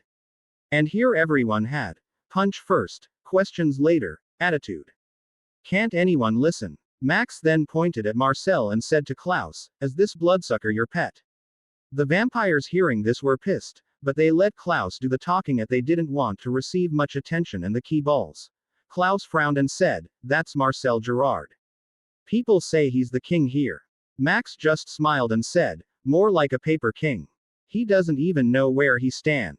I still can't believe how he's alive this long." Hearing this, most of the loyal vampires were enraged, but quieted down when Klaus raised his hand. Klaus was quite happy when Max called Marcel the Paper King. At this time Elijah came with vamp speed in front of everyone and said, "Mr. Argent, I think we better take our business elsewhere. I don't think you'd like all this attention to yourself." Max, watching this, saw that there are some humans coming in from the distance and decided to end today's debut right here. He turned to the witches and said, "I'll be coming tomorrow. Bring me Haley or you all will end up like that," and shot a key ball to one of the bigger graves that looked like a small house. As soon as the key ball hit it, everything exploded there. The witches shivered looking at that and took a step back. The vampires were having cold sweat on their backs watching this. Klaus was watching Max, and thinking of how to use him. Elijah was still thinking over the fact about Max asking about Haley. Soon everyone left the scene. The vampires took Marcel and went back. Max went with Elijah and Klaus. Soon they came to the mansion where Klaus lives. As soon as Max entered that house, Elijah asked him, "Why are you looking for Haley?" Max knew that sooner or later Elijah will hook up with Haley, so he knew that it's better to tell him the truth. "She put a bounty on my head. I want to know why and to see if she's a threat, so I can end her and be on my way." As soon as Max said about ending her, Elijah flinched, but to his surprise, Klaus came from Max's back and drove his fist right through him. But to both their surprise, Max burst into smoke and there was nothing left of him in the place where he was. Elijah saw this and asked Klaus, "What did you do to him?" Klaus was surprised by this. Even he didn't know what happened, so he said, "This wasn't me. I think that kid did something to himself." Then suddenly another voice came from top. "Well, that's a bummer. Next time you try that, I'll drive a white oak stake right through your heart, Klaus Mikkelsen." Elijah and Klaus were surprised by this event. They didn't even notice that Max was standing on their ceiling upside down. But when they heard white oak stake they were immediately on guard. Not many people knew how to kill them, but whoever knew it weren't simple characters. Max jumped down and said, "You can try that again. This is just another one of my copy. My real body is already out looking for white oak stake, and I know just where to find it." As soon as they heard this, they knew they fucked up this time. And Max saw that they were not attacking. He decided to talk. "I know she's carrying your child, Klaus. So I won't kill her now. If I deem her as a threat I'll kill her after she gives birth to your child." Hearing this both of them eased up. And Max continued, "And the reason I came with you willingly is because someone is hiring hunters like mercenaries and telling them to kill werewolves. This is literally breaking the balance. And as far as my leads go, they point towards Volturi. As you are fellow vampires, I thought you might know something." When hearing this Elijah was confused. And Klaus was enraged as he was half werewolf. He shouted, "What's the meaning of this? In the last supernatural creature convergence everyone agreed that there will be no hunting blatantly. Who the hell dares to break one of the pacts?" Klaus snarled and his eyes started glowing yellow at the end of the sentence. Max faintly said, my grandfather and my aunt were hunting them. And I killed both of them and their team. So from the Argent family side it's clear. Because the Volturi is in the Dracula's territory, I can't get to them anytime soon. If I broke into their territory, to the outside world I'll be shown as the one breaking the pact. That's the only reason they're being brazen in their territory. So I intend to use Haley Marshall as a bait to them if necessary. Hearing all this, both Klaus and Elijah agreed to help Max. After having a few more discussions, Elijah brought the topic which was bothering him for some time. So can you call back your main body? I mean, if White Oak Stake falls into those witches' hands, then that'd be asking for more trouble. Even Klaus was worried about this. Max just laughed and said, ha ha ha. I was just kidding. I think you guys took care of most of the white oak trees the world. And if there were any in existence only you'll know it, right? I tried getting one before coming here, but I couldn't even find a single splinter of it. Elijah and Klaus were relieved hearing that, but Max's next sentence scared the shit out of them. The thing is, I don't need White Oak Stake to kill an original. With my energy ball I can disintegrate every single thing about you guys. If there is no piece of flesh, or no burnt ashes, I don't think you'll be able to regenerate from nothing. Ha ha ha. Both of them were thinking of the scene where Marcel's hand was disintegrated. And knew that Max didn't need White Oak Stake to kill them. But from what they have seen, Max didn't seem to plan on killing them, at least for now, was their thinking. Elijah asked Max with curiosity, then what is your main body doing? Max smiled and said, probably brining a gift here. He he he. Elijah and Klaus were confused hearing this. Max smiled at them and said, I think we'll need Marcel's help to hold it, so it doesn't run off somewhere. And they all left to Marcel's place. Chapter 38 Kidnapping. After their discussion, Klaus, Elijah and Max, they all went to where Marcel was. Both the brothers were surprised that Max was able to keep up with them when they were running in vamp speed. Klaus asked while running, kid, what are you? You can keep up with us physically and you can use magic. I don't think I've heard about hunters like you. Max smiled and said, these are little tricks I learned so that I can be stronger while being a human. Elijah asked, so you are a 17-year-old boy, right? Or are you an old immortal like us? Max just laughed and said, I'm just 17. And no, I'm not immortal. Soon they reached Marcel's mansion.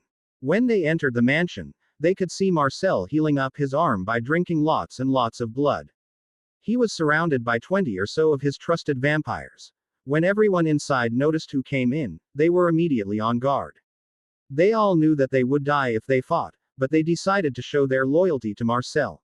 Marcel, watching Max and their Michelsons, asked, what brings you guys here? Klaus and Elijah didn't talk, they just turned to Max. Max looked at Marcel and said, we need Davina's help. And I know you're keeping her inside the attic of the church. Marcel was startled hearing Max. He knew that no one knew where he kept her. And he also knew that the Michelsons also didn't know anything about her. So Marcel asked with caution, how do you know about her? Klaus was delighted to hear this, so that's where you're hiding her. She erased that part of my memory. I'll have to get back to her about that, soon. Max just smiled and said, I do my groundwork before I start my job. I need her to do a binding spell to hold someone. Marcel frowned and asked, why do you think I'll help you? Max just pointed his hand at him and charged a key ball and said, I think it'd be in your best interest to help me. Everyone watching the key ball had a cold sweat. But there will always be some brave ones, as one of the vampires that were standing on the first floor jumped at Max. Max didn't even look at him and just shot the key ball at him and charged a new one. As the key ball hit him, it enveloped him, and in a few seconds there was nothing left of him. He jumped from the first floor and turned into nothing before reaching the ground floor. All the vampires took a few steps back.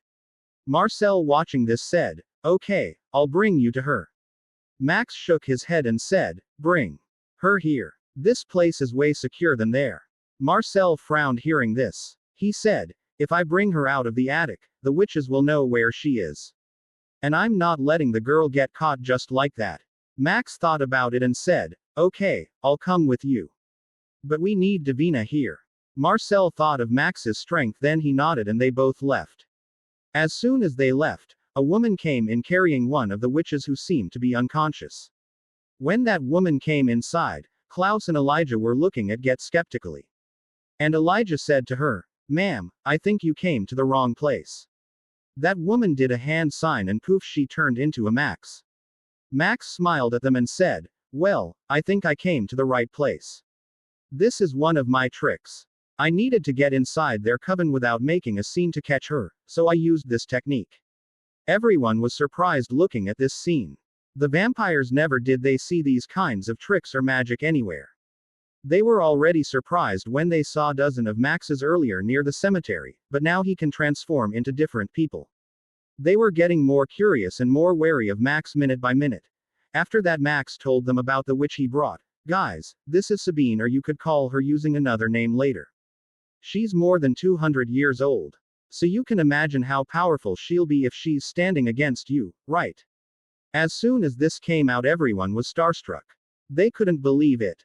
Elijah said calmly, "She can't be that old. I mean, someone would have noticed the abnormality." Max just calmly told him, "Actually, her soul can jump bodies. Whenever she died, she just jumped into another body and nobody would know of it. Now I intend to trap her in this body, but before that you can talk to her about it and clarify any doubts you have." Then Max slapped her and woke her up. Elijah was doubtful as to why he should talk to her. They had killed thousands of witches in their time. Sabine, who woke up and saw that she was being held by the new kid that came to town, and could also see that she's being surrounded by most of the vampires, and was a bit frightened. She said, "What do you want? We were willing to let Haley go tomorrow. You don't have to kidnap me here." Max just smiled at her and said, "Can anyone bring me nails, specifically iron nails about 5 to 6 inches?" Nobody responded. Klaus shouted at them, "Well, someone go get it." Few vampires ran off and came back with a few boxes of nails. Max took them and said, "Thank you, guys." Then he infused chakra into the nail and shot it at Sabine's shoulder. She started screaming because of the pain. It not only hurt her body, but it hurt her soul too. This is a kind of pain she never felt before. She was screaming with all her might. It hurt her soul because chakra is the form of spiritual and physical energy, which could hurt both body and mind. Max calmly told her, "From now on, one more lie will gain you one more nail. Do you understand, Sabine? Or should I call you Celeste?" He smiled saying this. Chapter 39, The Signature Jutsu. As soon as she heard this, she was startled. She didn't expect her secret to be known to others. She never did let anyone find out about her, but this new kid, he just came barging in and controlling everything in his fingertips. She thought of a solution and said, "I think you've misunderstood something, kid." "I am not." Before she could finish, another nail pierced her other shoulder. As she's a being of soul, she felt the pain much more than the normal people, as she's more in tune with her soul than her body. She screamed again. Klaus was watching this and holding his brother. He didn't want his brother to ruin the fun. This time Max told her, "I told you, one lie, one nail.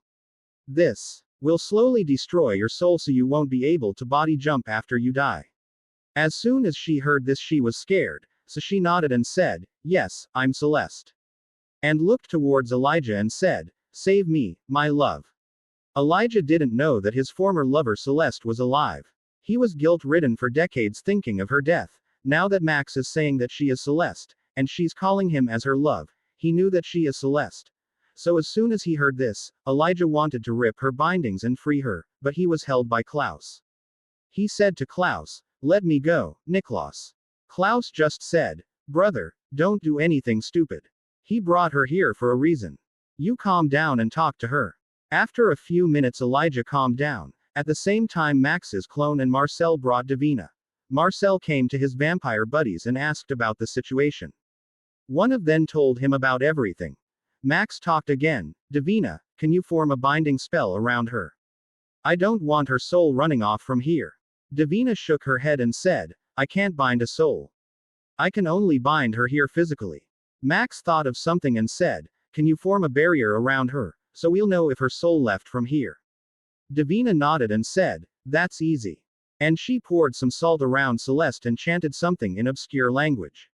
After a minute or so, she said, "It's done." Max thanked her and looked at Celeste and said, "Now that we all know each other, I think it's about time I tell you something about her. Everyone was confused. Max looked at Elijah and said, Elijah, she didn't love you. She wanted to use you and create a friction between you and your brother.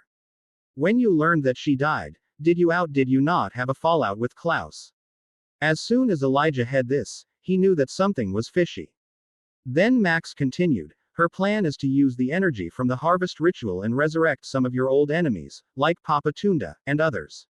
As soon as Klaus heard this, he was ready to snap her neck, but Max held him back and said, if you kill her like this, her soul will leave this body and jump into someone else's body. I have a better way to handle her. Elijah looked at Celeste and asked, was any of it ever real? At this time Max also said from behind, the truth only. If you lie, I'll sense it and you'll be nailed again.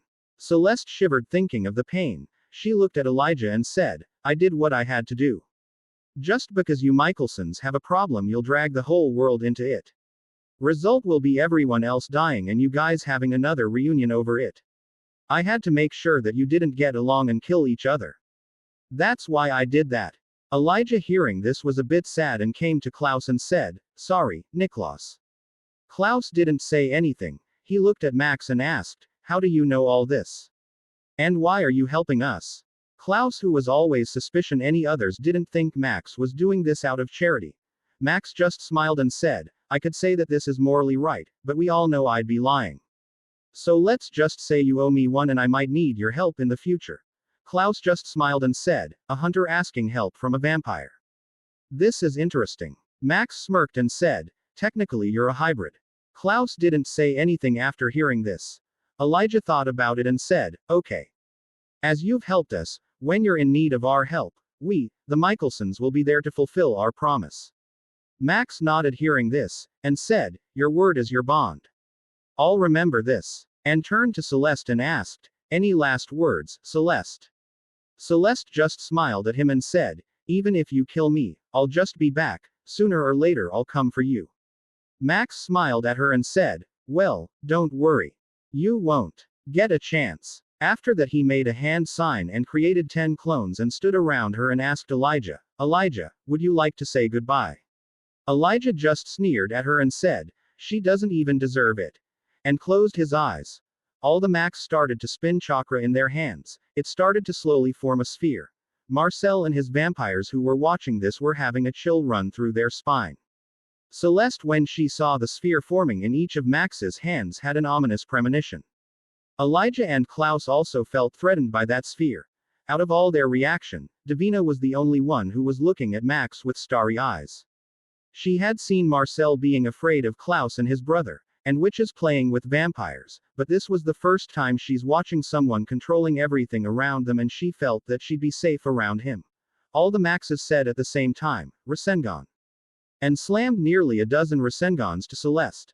Celeste screamed and felt how each Rasengan destroyed a part of her soul. By the time the 6th Rasengan touched her, her entire soul was destroyed. But Max slammed all the Rasengans just to be safe. After that he charged up a key ball and threw at the dead body. As the key ball enveloped everything there, and in a flash there was nothing left of the body or the clean floor. He destroyed nearly everything around 2 to the meters of Celeste's body. Everyone were still in daze thinking about the scene that just happened. Now they were just happy that he didn't blatantly kill everyone when they went to confront him. Klaus and Elijah were sweating thinking how Klaus drove his first though Max's clone. Max saw everyone's reaction and was satisfied, but when he looked at Davina, she was looking at Max with amorous look. Max didn't know what she was thinking. He just chose to ignore her. Max looked at Klaus and said, I think tomorrow we'll get Haley. For now I guess we don't have anything to do, how about we party? Chapter 40. Davina's help. Max looked at Klaus and said, I think tomorrow we'll get Haley. For now I guess we don't have anything to do, how about we party? Hearing this, Klaus, Elijah and Marcel were happy. As they wanted Haley back. Klaus for his unborn child, and Elijah for his brother's happiness, and Marcel for he didn't want to fight with Klaus over New Orleans. If Haley is back, Klaus will stick with his child and wouldn't worry much about anything else. As they started to prepare booze and blood for everyone, Marcel decided to take Davina back to the attic of the church. But to his demise Davina said, no, I'd like to stay here. Marcel said, It's not safe here. The witches could find you here at any time. Davina just glanced towards Max and said, "Do you really think the witches would come here if they knew that he is here?" Marcel, watching this, felt like he was having an headache. He just looked at Max and Davina once and didn't say anything. He knew, as much as he doesn't like Max, he could say that, with Max around, those witches won't be a problem. But he was also having an headache that Max was with the Michelsons. He decided to talk to Klaus later regarding this. Meanwhile, Max was thinking of how the witches put pressure on his clone when it entered the cemetery. He felt that he could use that pressure to train himself. He knows that there are no gravity chamber in this world, so it was best to try that. But for that to work he needed powerful witches. When he was pondering over which witch to kidnap and make them work for him, Davina made her way towards Max with a glass of wine. She looked at Max and said, "Hello." Max, hearing this, looked at her. As soon as he saw her, his eyes lit up. Now he doesn't need to kidnap many witnesses from the quarter, he could ask Davina's help. He knows she was a strong witch. He looked at her and smiled and said, "Hey, Davina. I'm Max." She looked at Max and said, "Hi. I'm Davina." But then she remembered him calling her Davina and felt it was stupid to say her name. Max just smiled at her and asked, "Hey, Davina. Can you help me with something?" Davina looked at Max with curiosity. "What help do you need?" Max scratched his head and said, "You see. That. You know." He was thinking how to ask her to use her magic to pressure him, but he didn't know how to put it in proper words. Soon he steeled himself and said, "You know how witches pressure others, right?" Davina nodded. So Max continued, "Think you can put that kind of pressure on me?" Davina looked at him weirdly. She didn't expect him to ask something like this.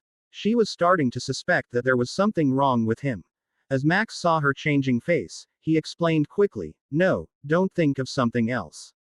You see, I need to get stronger, so I used to do lots of weights. Now I don't think I can find a moderate way to use weights. But when those witches put pressure on me, I could feel it.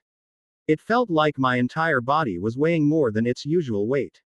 If I train in such kind of pressure, I'll get stronger pretty soon. And I'll also be immune if any other witches try to put pressure on me later." Davina thought about it. She knew he was strong, but felt that this kind of training has never been used. As she recently felt like her magic was growing at an unprecedented rate, she also needed a way to release it, so she said, "Okay. I'll help you." Max was delighted hearing this, but he needed a place to stay. He thought over it and decided to talk with Klaus about it. When he found Klaus, Marcel was with him. Max just approached them and said, "Guys, I need to talk to you." Both of them looked at Max and Klaus asked, "What is it, kid?" Max just said, "Think you can help me find a place to live in New Orleans?" Klaus was thinking while Marcel immediately replied, "I think I can help you with that." He didn't want Max anywhere near the quarter. He planned to put Max somewhere far from himself. Max then said, "Oh, and Davina will be staying with me. So try to find a spacious place." Marcel outright rejected. "Not happening, kid. She stays in church." Max calmly said, "I know you care about her. But don't think too much. I need her help with something. And if she's around me, she'll be safer than anywhere in New Orleans." Marcel thought about it, but soon Klaus interjected. Klaus said, "You both can stay in our mansion.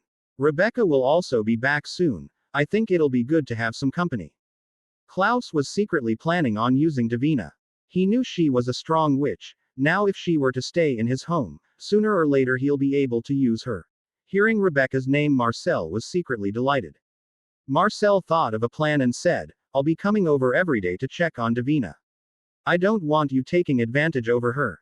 She's just a kid." Max smiled, knowing why Marcel wants to come every day. He said, "Marcel, I know what you're doing, but I don't care about that. And for your information, I'm 17. Everyone else can see that except you, man." Marcel was dumbfounded and looked towards Klaus. Klaus just gave him a nod. Marcel was a bit ashamed of himself, thinking over the fact that he tried to kill a kid. Max then continued, "And I also have a girlfriend, unlike you." Klaus started laughing hearing this. He knew Marcel and his sister had a history, but hearing Max say this was pretty funny for him. Soon they all started to talk about how to handle the witches, and they also talked about Haley. Max also told Davina that they'll be living with the Michelsons. Later they all started to get drunk and danced. This way the party went on. Chapter 41 Haley Marshall. Next morning, everyone made their way towards the cemetery. The witches were already prepared. They held Haley as they looked at Max and Klaus with vigilance. At this time Sophie came forward said, "We'll give you Haley back, but we want Davina." Max stood in front of her and said, "We're not bargaining here. I'm here for her. I don't care whether anyone here lives or dies, that includes Haley too, so don't think her life means anything to me." Klaus and others didn't react. They had already made their plan together before they left. So they let Max talk. Sophie was expecting Klaus to lash out hearing Max's statement. But to her surprise everyone had a calm face. At this time Max moved inside the cemetery and all the witches were about to start their spells. But Max quickly made a dozen clones and charged huge key balls. Max looked at Sophie and said, "I know you want to finish the harvest ritual to bring your niece back. But if you don't sever your link between you and Haley and hand her over, I'll destroy your scared ground with your niece's body. After that, even if you complete the ritual, I don't think your niece will come back." Hearing this, Sophie was shocked. She immediately waved her hand and said, okay, I'll do it. You just don't do anything here." As she said this, she looked towards the other witches in an apologetic way. Soon she undid her link with Haley. One of Max's clone checked it by cutting Sophie in her hand and saw that there was no reaction on Haley. As soon as he did that, Klaus caught Sophie by her neck and said, "How dare you threaten me using my child?" and bit her. As the witches saw this, they started their spells, but Max threw some key balls and disintegrated 3 witches on the spot. After that nobody made a move. Klaus looked at Max and said, "Thanks, kid." Sophie, who just got bitten, was looking at how easily Max killed the witches and was frightened. At this time she heard Klaus say, "If you want to live after my bite, kneel in front of me. Kneel till I'm satisfied." Even though she was weak, she didn't want to put down her dignity. She just started at him and didn't say anything. Klaus just laughed at her and went away with Max, Haley and his brother. Marcel, watching this, went to Sophie and gave her some of Klaus' blood which he had kept in case of emergency. Sophie looked at Marcel and thanked him. Marcel just looked at her and said, "Don't plan anything stupid around that kid. Even the Michelsons don't dare to play him." She was startled hearing this, but she wasn't planning on giving up on the harvest ritual. Now she was more determined than ever, especially after watching Max kill the witches. She thought that Max was a powerful warlock. So she also wants to become stronger, strong enough to take care of herself in front of the Michelsons. Max and others reached the Michelsons' mansion where they stay. As soon as he entered, he tied up Haley to a chair. Haley, looking at how Max tied her up, said, "Even the witches treated me better than this." Everyone was watching this, but didn't say anything. So Haley knew that this kid is the one pulling the strings. Max said after tying her up, "Now that we're settled in, I think it's about time we had a talk, Haley Marshall." Haley looked at Max and asked, "Who are you, kid?" Max smiled and said, "Well, how could you not remember me? I mean, you are the one who put a bounty on my head, aren't you?" Hearing this, she shivered as a name came to her mind, Max Argent.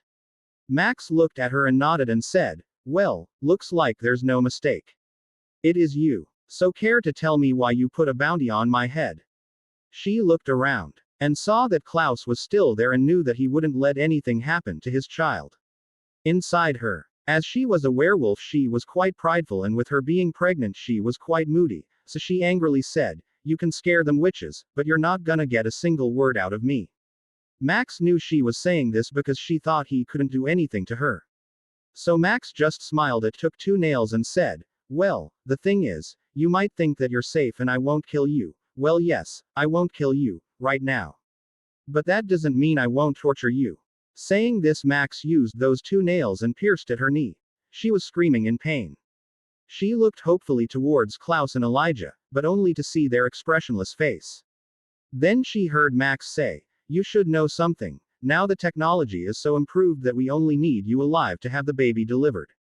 So if you were missing a few fingers or perhaps missing your arms and legs, we could still get the baby delivered safely. So what's it gonna be? You gonna talk or should I continue?" When she heard this, she knew that there'll be lot of trouble if she doesn't talk. So she said, "It's because of what you did. Now because of you the werewolves aren't gonna be able to take their stand anywhere. So I had to make you pay for what you did. Max was confused hearing this. What did I do? I don't think I have done something to all you werewolves. Haley looked at Max with hatred and said, you Argents are the worst. First of was Gerard, then it was that Kate, now you. You people kept on hunting us like dogs. Especially in the recent years, you started hunting down alphas like anything. And you even took out the alpha pack. Max and others were confused hearing this. Max said, what does this have anything to do with you? Haley said, don't you get it? Now there are rarely any alphas. Because of that werewolves doesn't have a proper leader. And with you killing them the next generation betas aren't gonna be able to become alphas. As we know alphas are supposed to pass on their power to the next generation betas. Now with you around, I know that alphas will be extinct sooner or later. That's why you have to die. Chapter 42 Misunderstanding author here. Guys, yesterday I was busy. So I'm releasing all 4 chapters now. All are around 1400 words. Enjoy it guys. Blank, underscore Max hearing what Haley was saying said, whoa. Wait a minute. You seem to be making me a cold-blooded killer there. Haley growled at him. If not, then what are you? You with your grandfather and your aunt killed werewolves left and right. Max knew that she didn't know the facts that truly conspired. So he decided to tell her what happened. Just so you know, I have a girlfriend who's an alpha werewolf and a few friends including a beta and a alpha. Hearing this, not only Haley but Klaus and Elijah were also dumbfounded. They have never heard of a hunter like this.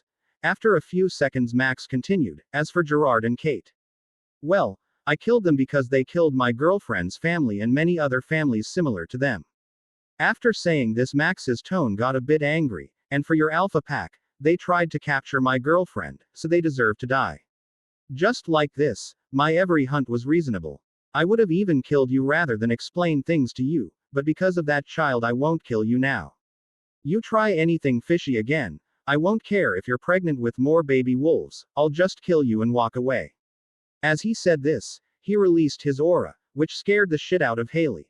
At this time Elijah butted in, I think this was all a little misunderstanding. I don't think it's anybody's fault. And, Max, she's pregnant, so let's not scare her till death. It's not good for the baby's health. Max also calmed down after saying his piece. Haley was a little lost hearing Max's explanation. She expected Max to be a cold-blooded killer who kills without reason, but after hearing everything, if she were in his position she would have done the same. After that Elijah untied her. Max just ignored her and went to find Davina. He needed to train to get stronger. Haley also decided to stay with them as Klaus suggested it. Max soon found Davina and asked her to help him in his training. Davina chanted a spell as Max felt his body getting heavier and heavier. As it reached 5 times his weight he told her to stop and decided that it was the optimum weight and decided to slowly walk and adapt to its pressure. As chakra and ki both were nourishing his body, he was able to adapt to it in 3 days. Soon Rebecca also came in. As soon as she came in she was very curious about Davina and Max. As she had heard about them throughout the town. She still couldn't believe that this kid could be as strong as her brother. She observed both of them for weeks and saw how powerful which Davina was. But what surprised her was Max's tolerance towards the pressure Davina was releasing. Every time she thought Max was gonna quit and stop, he just pushed through. Marcel came and visited them very often. Well, he only came to flirt around with Rebecca. Rebecca was still giving him the cold shoulder because she was pissed that Marcel chose the city over her. So Marcel had a long way to go in his apology. And he talked to Davina once in a while and he totally ignored Max's existence. Max saw that Marcel was ignoring him and thought that it must be because of him bursting his arm the day he came to town. So Max also didn't bother him. After a couple more months of training Max was able to handle nearly 12 times his own weight. Davina was also able to release her excess magic which might go out of control. Due to all these days of bonding together Davina also got to know a lot about Max, but she never did got to know about what kind of magic Max uses, as she thought that Max's ninjutsu was magic. Rebecca watching Max train with Davina every day while almost ignoring her except for some small talk here and there. She couldn't handle it as her bothers doesn't talk much and that Haley is a werewolf, as she just hated her wolf kind, while these two just ignored her. She just made her way towards Max when he was doing push-ups under the Divina's magic and told him, "Kid, if you just keep in doing this you'll only be strong, but you won't learn how to fight." Max watched Rebecca standing in front of him and raised his eyebrows. Divina watching this also stopped challenging her magic. Max felt good throughout, good body being freed, so he smiled and asked, "So what do you suggest, Ms. Michelson?" Rebecca just said, "You can call me Rebecca. And as I was saying, you won't learn to fight like this. Why don't we go a few rounds in the backyard? I heard that you're strong. Think you can handle going a few rounds with me?" Max was dumbfounded hearing this. That sentences, "handle going a few rounds with me," was echoing in his ears. But soon he maintained his composure. And said, "Ms. Michelson, I think you should pay attention to the words you're saying. People might misunderstand you." Divina laughed hearing this. Rebecca thought about what was that about and got angry when she realizes that Max played with her words. So she angrily said, "Kid, you and me, out right now." Max had no choice but to accompany her. As soon as he went out, Rebecca attacked him without a warning. Max quickly caught her fist and said, "What's the hurry? I think we're just getting started." He smiled saying this. Rebecca only used half of her strength in this punch, but she wasn't surprised that he caught that, as she was watching him everything almost every day. So she used her vamp speed to confuse him and punch him. Max was just watching her run around and didn't say anything. He just focused on her aura and where the attack was gonna come from. Soon they both exchanged several punches and kicks.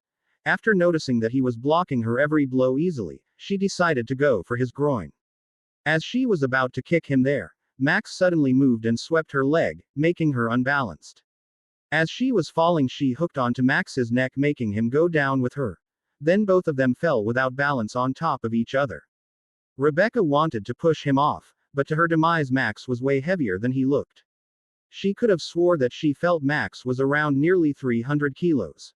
She looked at him and asked, "Why are you so heavy?" Max, who was laying on top of her, just smiled at Rebecca and said, "That's my custom-ordered compressed weights. I wear it while training." Max still didn't get up at the looked at her and asked, "So you think I can handle myself?" Rebecca, hearing Max say this, just said, "Well, you seem like you can take care of yourself, but I think you should get up before Maxwell Argent. What the hell do you think you're doing with my sister?" Rebecca was interrupted by angry Klaus, who came in shouting, watching Max laying on top of Rebecca. Chapter 43 Plans. Max, who heard Klaus' voice, separated himself from Rebecca and looked at the frowning Klaus and said, "Nothing big, man. She was just trying to teach me how to fight." Rebecca, watching that Klaus came in, also replied, "Yeah, Klaus. Don't go thinking something more. He's a kid." Hearing this, Klaus' frown came down a bit, but he was still pissed that Max was laying in top of his sister, so he said, "Oh, you were teaching him, huh? Okay, let's see how well he's progressed." And came in running with vamp speed and threw a hook at Max. Max just simply ducked and threw a uppercut at Klaus. Klaus just slipped to the side and kicked towards Max's rib. Max blocked the kick and held the leg and tried to take Klaus down by offsetting his other leg.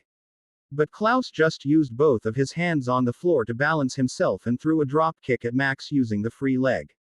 Max let go of his first leg and blocked his other leg and took a couple steps back. Klaus, who balanced himself on the ground with his hands, made a flip and stood back up. They both looked at each other for a while. After a few seconds, Klaus said, "You're all right, kid.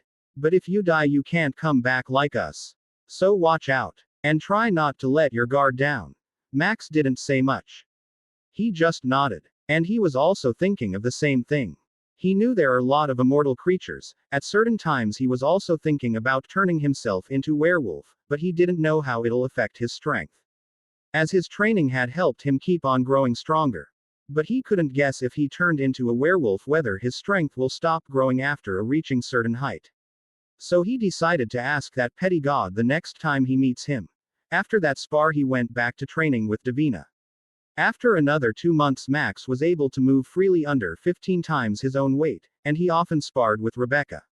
But Divina wasn't able to keep up with it. Her situation got worse day by day now. Max knew this was because of the harvest ritual. He was also looking for a way to break the link between Davina and the ritual, but all he could come up with was to destroy the entire cemetery and break the witches' link between their ancestors. But Max knew if he does that, the halo will be free, as the ancestors are the one holding it back. At this time Max got a call from Selena. Hello. Celine on the other side. Max.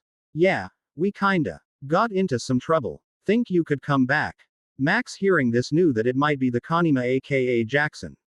So he said, I'll be right on my way. I'll meet you there in a few hours. Love you. Max decided it was time to leave, but before that he wanted to make sure Davina's safe. So he decided to talk to everyone. That day evening he called Marcel, Klaus, Elijah and Rebecca to discuss about this. And he also wanted to make sure Klaus' child was also safe. Even if he is a killer, but he's not cold-blooded enough to leave a baby to die here. Even everyone arrived. Max started talking. Guys, I got trouble at home. So I have to go back. But before I do that, I need to tell you all something. Everyone looked at Max in confusion. After spending a few months with Max, Marcel also got over his grudge as Max was protecting Davina. Which is way more help than anyone could provide. He asked, if you leave now there's gonna a lot of trouble. You are a kind of deterrent to the witches. And recently the witches are on the move. I don't know that they're up to, but they're up to something big. And Davina's condition is getting worse day by day. Elijah and Rebecca nodded hearing this. Klaus didn't have much reaction. Max then continued, I have 2 solutions for Davina. Would you guys wanna listen? Marcel agreed without hesitation. Say it. Anything is better than watching her suffer in pain. Max looked at everyone and said, first is to destroy the cemetery and break the ancestral link between every witch in New Orleans. Marcel hearing this was overjoyed, but Max poured cold water on this news with his best sentence, but if I do that, an entity more powerful than we have ever seen will be released. And believe me, when I say it's strong enough to take down all the originals. Klaus and Elijah frowned hearing this. They wouldn't have believed if it was told by someone else, but they knew that Max knows a lot of stuff. Rebecca asked at this time, what does this entity have any connection with the cemetery? Now hearing this question everyone was very curious. So Max decided to tell them, it's called Halo. From the records of the old, this cemetery was built in this place as a seal to hold that entity. It's a powerful ancestral spirit. And it's so strong that your mother's magic is child's play in front of it. At this time Elijah interjected, how do you know about our mother? Max just waved good hand and said, I know a lot of stuff. As I told you before, I do my groundwork before I go anywhere. While thinking in his head, I can't tell you that I watched it in the TV series. Klaus asked at this time, what does it have anything to do with us? And why am I even here listening to you? Max said, the reason you're here is because that entity's target is your child. As soon as Klaus heard this his eyes glowed yellow as he snarled, what did you say? And how can you be so sure that it'd want my daughter? Elijah held him back and said, Niklas. Listen to what he has to say. And you Max, how do you know all this stuff? And why are you so sure that it'll be after the baby? Max said, guys, I could have just left without saying a word. I'm telling you so that you'll be prepared for what is to come. There are certain things I can't tell you, all I can ask you is to trust me. At this time Marcel asked, so what about the other option? Max looked at him and said, the next option is that I take Davina with me. I know a place which can suck out her magic. If she has no magic then there'll be no link between her and the ancestors and the ritual. Marcel was happy hearing this, but always felt that there was a catch in this, so he asked, what's the problem with this one then? Max smiled at him thinking of how smart he is. The catch is, it's a vampire-free zone. No vampires are able to enter the town. I think it's because of an ancient spell or something. Marcel was taken aback hearing this. Elijah has a thoughtful look. Max looked at everyone and said, my hometown is a vampire-free zone. There are a few shapeshifters. And there are a few hunters. And don't worry about witches coming in. As soon as a witch comes into town their magic will be reduced by 90%. And tracking spells don't work there. So you don't have to worry about them finding Davina. Marcel thought about it and said, then what about Davina's magic? Max smiled at him. Here's the twist.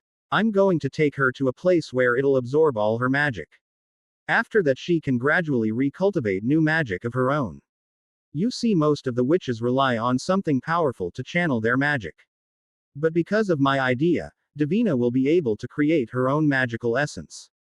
This is way better compared to channeling others' magic. Marcel thought about it for a few minutes and said, I'll talk to Davina about it. But I want to make one thing clear. Marcel paused and continued, I want to meet her once every month.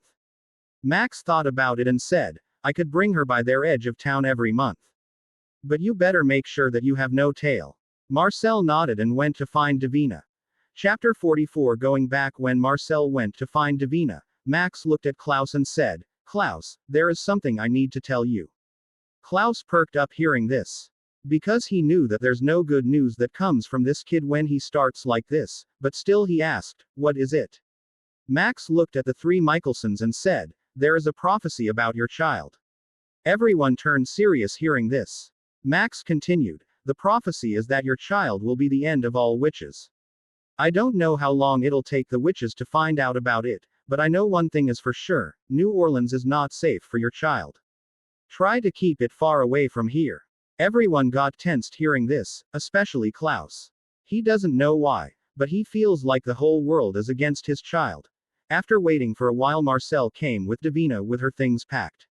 As soon as he came in, he noticed that something was wrong. He asked, what happened to you guys? Klaus looked at him and said, Marcellus, we need to talk about something later. As soon as Marcel heard Klaus calling him Marcellus, he knew that it was something important. As he usually called him like that when the situation is serious. So Marcel nodded. Then Max looked at Rebecca and asked, well, Ms. Michelson, would you mind driving us to the edge of town? Rebecca hearing frowned and said, for the 100th time, it's Rebecca. Max smiled at her hearing this and thought inside, no way I'm calling you like that, you old hag. You're over 1,000 years old, don't you ever expect me to call you like that. But he didn't argue with her, so can you drive us? Rebecca just said, okay. Marcel was watching Rebecca getting pissed over how Max teased her. After running behind her for a few months, they got back together, but didn't tell anyone about it. So when Max teased her like this, he felt a prickling sensation inside his heart. But he didn't say anything. If he was to become too possessive of Rebecca, he was sure that she would run away, as Klaus was being too possessive with her over the centuries for which she tried to run away from him. Soon Rebecca came with her car. Marcel went forward and said, I'll Aslo accompany them. I wanna be sure that she's safe. Everyone watching this knew that he was going for Rebecca. But they didn't say much, they just smiled. As Rebecca started driving, Max asked them, so when did you guys got together? As soon as he said this, both of them went stiff. Davina laughed at their antics. Marcel asked him, how did you know this, kid? Max just smiled and said, everyone could see that. Looks like Klaus isn't so murderous anymore, or not, who knows? He did say that he wants to talk to you. As Max was leaving, he decided to have some fun messing with them. Hearing this, poor Marcel became nervous. Rebecca was also thinking that Klaus might have figured it out and wanted to talk to Marcel about this. But now she wasn't afraid of him anymore. She just thought if this didn't work out, she'd just leave them. Soon they came to a desolate place. Davina, watching this, asked nervously, looking at Marcel and Max, why are we here? Marcel just pointed to Max and said, he's the one that wanted to bring you here. You talk with him. Max just got off the car and said, come on, D. You trust me, right? Davina didn't think much and got off. Max looked at Marcel and Rebecca and said, guys, this is goodbye. And Marcel, if you choose the city over her again, she won't come back. And looked at Rebecca and said, give Klaus a change. He might change for the better because of good child. And took Davina in a princess carry. While saying this, Davina was a bit shy watching Max's action, but she didn't stop him. Well, she couldn't deny that she had some feelings for Max, hanging out with him all these days, but she knew Max had a girlfriend, so she still kept her distance. Marcel and Rebecca were confused watching Max carry Davina. After a few seconds, Max told them, you guys wanna see real magic? But before they could even reply, swoosh, Max took off to the sky. As he flew, he yelled at them, take care, guys. I'll see you soon. And he flew off into the distance. As they watched him fly off, they were in daze. Soon Marcel came back to his senses and asked, "What the hell was that?" Rebecca also calmed down after a few seconds and said, "I have no idea." Marcel thought about it and said, "That's pretty useful, you know. I'll talk to him next time about this." "Damn, that's some shit."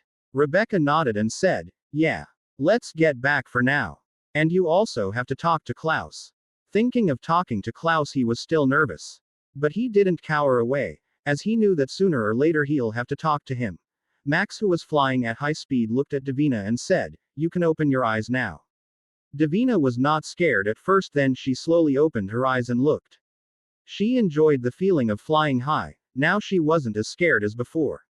She then looked at Max and asked, "What kind of spell did you use? I have never heard of anyone using magic to fly like this. I've seen people using magic to float, but nothing like this."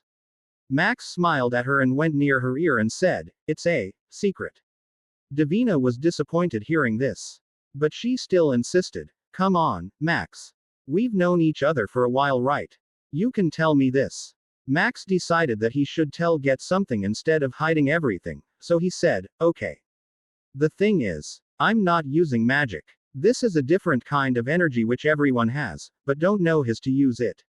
"Well, actually they'd only have a tiny bit of it. With that I don't think they can fly. We all need to train to build this energy. Like I used to train, but without certain techniques on how to use that energy we can't do anything with it." Davina was confused. She didn't know anything about this. All this time she thought that Max was a powerful warlock. But now hearing Max, she knew that he was something entirely different. So she decided to push further in. "Then what is that energy? Can I use it too?" Max knew where she was going with this, so he said, "This is called ki. But whether you can use it or not is a different story. I'll tell you about that in future. Now stay put." We're almost there. Davina was still left disappointed, but she decided to ask for Max to teach her in future. Because she has seen how powerful Max is and wanted to be just as strong. Soon they reached Beacon Hills. As soon as they entered the border, Davina felt her magic go weak. She asked him, "What's happening, Max? I can't use all my magic, it's like something is blocking it." Max smiled at her and said, "This is the reason why we're here. Here the ancestors can't sense you and you won't be able to channel their magic." Davina was excited and sad at the same time. Excited that the ancestor can't sense her. Sad because she wasn't as powerful as she used to be. Max knew what she might be thinking, so he said, "Don't worry. We have to go to a place and clear all the ancestral magic from you. After that you can rebuild your own magic, you can use it anywhere you go. This way your connection with them will be permanently broken. And you can be more powerful without channeling magic from anywhere." As he was saying this, he landed a few hundred meters away from his home and they both walked towards it. Chapter 45 Trouble. When Max was about to knock on the door opened and Selena jumped at him into a tight hug and they started kissing each other.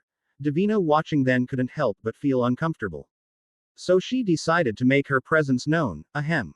Guys, don't you think you should go inside? I mean, people are watching." As she was saying this, she pointed to Chris, who was standing in front of his house, which was opposite to them.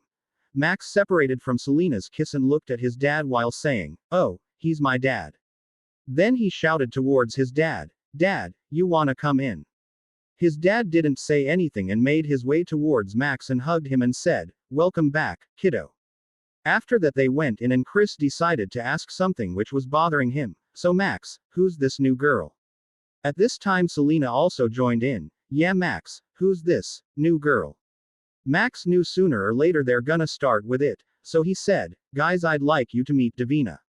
She's a witch." And he turned to Davina and said, "Davina, this is my father, Chris Argent, and this is my girlfriend, Selena." They were taken aback hearing she was a witch, but before they could ask anything more, Davina talked. "Hello, Mr. Argent. And hello Selena. Max told me a lot about you too." Chris said hello just to be polite, but he was still confused as to why Max brought in a witch. Celine was giving him the eye, and Max hated the eye. He knew if he didn't clear up everything their relationship will be in jeopardy. So he started narrating everything that happened in New Orleans. "Guys, it's like this. When I went to New Orleans. He explains the whole story about what happened in New Orleans with lies mixed here and there, and how the witches are looking for Davina to sacrifice her. Chris was enraged hearing that they wanted to sacrifice her for some ritual. Selena was disgusted by how the witches treated Davina. Now she even felt pity while looking at Davina. Max saw that the time was right and decided to drop the bomb, so she'll be living here from now on. Chris didn't bother much, he just looked at Max and gave him a knowing smile. But it was Celine who was feeling the crisis for her Max. She somehow felt that Davina has feelings for Max, and now that she's staying here, she had an ominous foreboding. But she decided to talk to Max privately about this. Max looked at his father's smile and knew that they misunderstood, so he said, "Only till she's 18, after that I think she'll get a place of her own." "So Dad think you can help us get back in school?" Chris said. "Don't worry about it.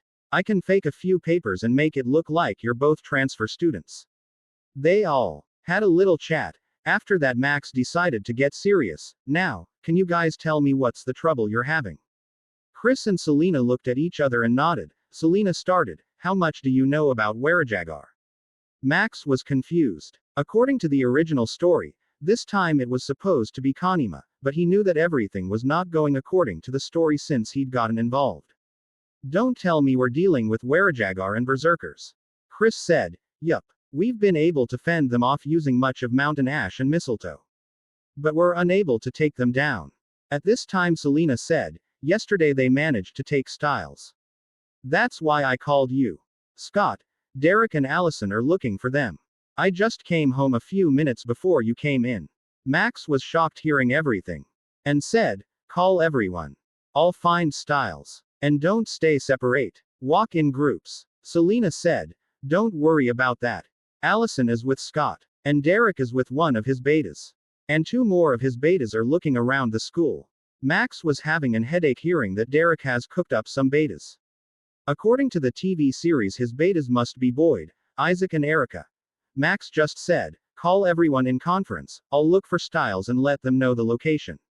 After saying that, he held 2 fingers at his forehead and concentrated. Soon he was able to sense everyone in Beacon Hills. After a few minutes he opened his eyes and said, "Is Derek on the line?" A voice from the phone came in. "I'm here, Max." Max said, "Head 2 miles north of your direction. There's a well and Styles is inside. I don't sense any berserker nearby. Get there fast. I'm sensing he's losing his life force." Everyone was surprised hearing this.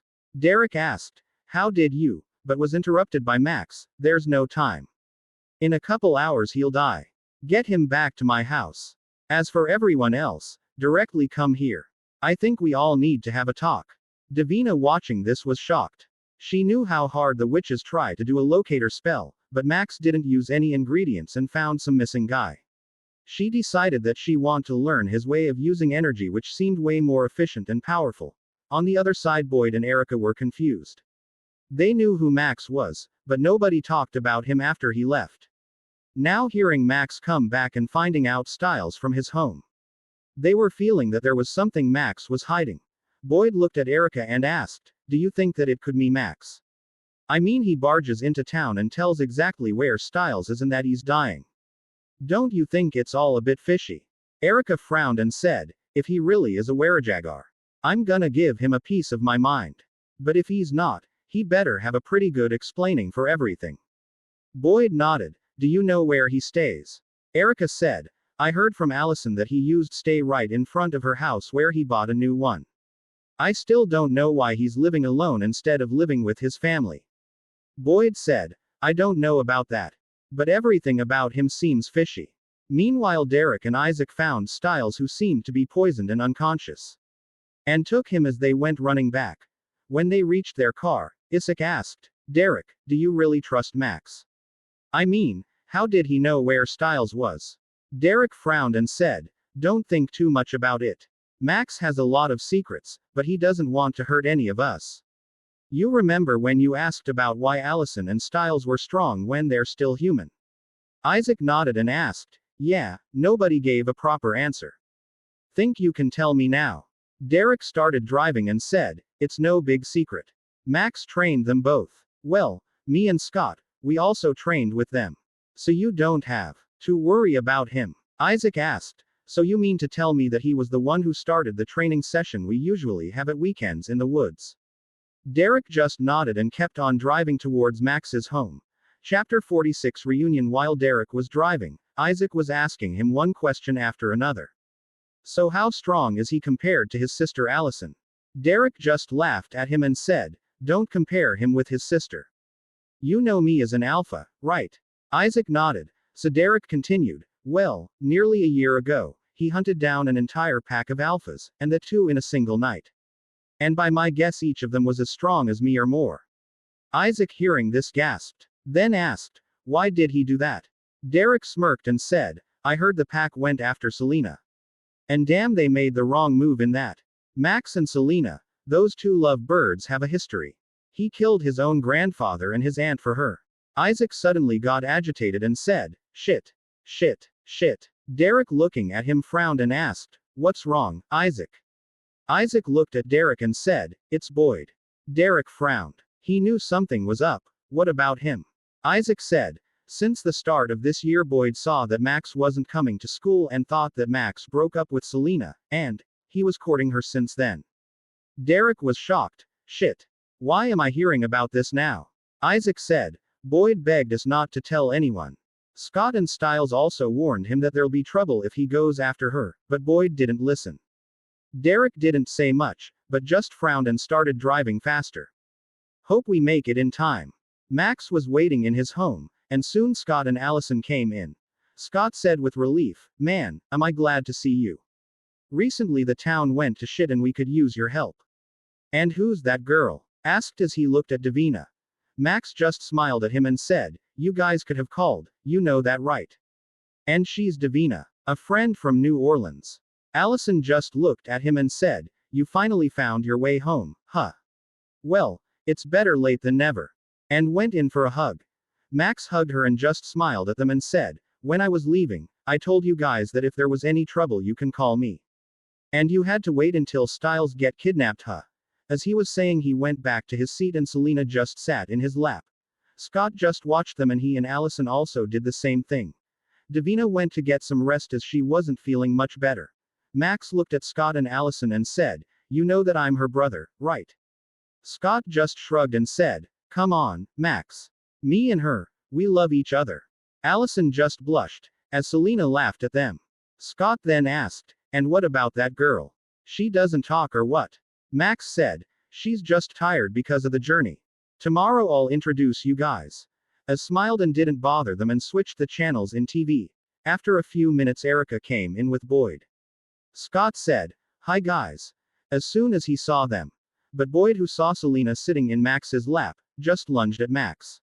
But before he could reach there, Selena just clawed at his face as she showed her red eyes. Erica was scared stiff because of this display. Boyd looked at Selena and asked, why? In a pleading tone. Max just watched this and walked in front of Boyd and kicked his chest, which made Boyd fly halfway across the room. You better give me a good explanation, else you might not walk out of here. Davina, who heard the commotion, came in running while chatting a spell ready to attack. Max just waved and stopped her from attacking. Selena at this time came to Max's side and said, he's Boyd.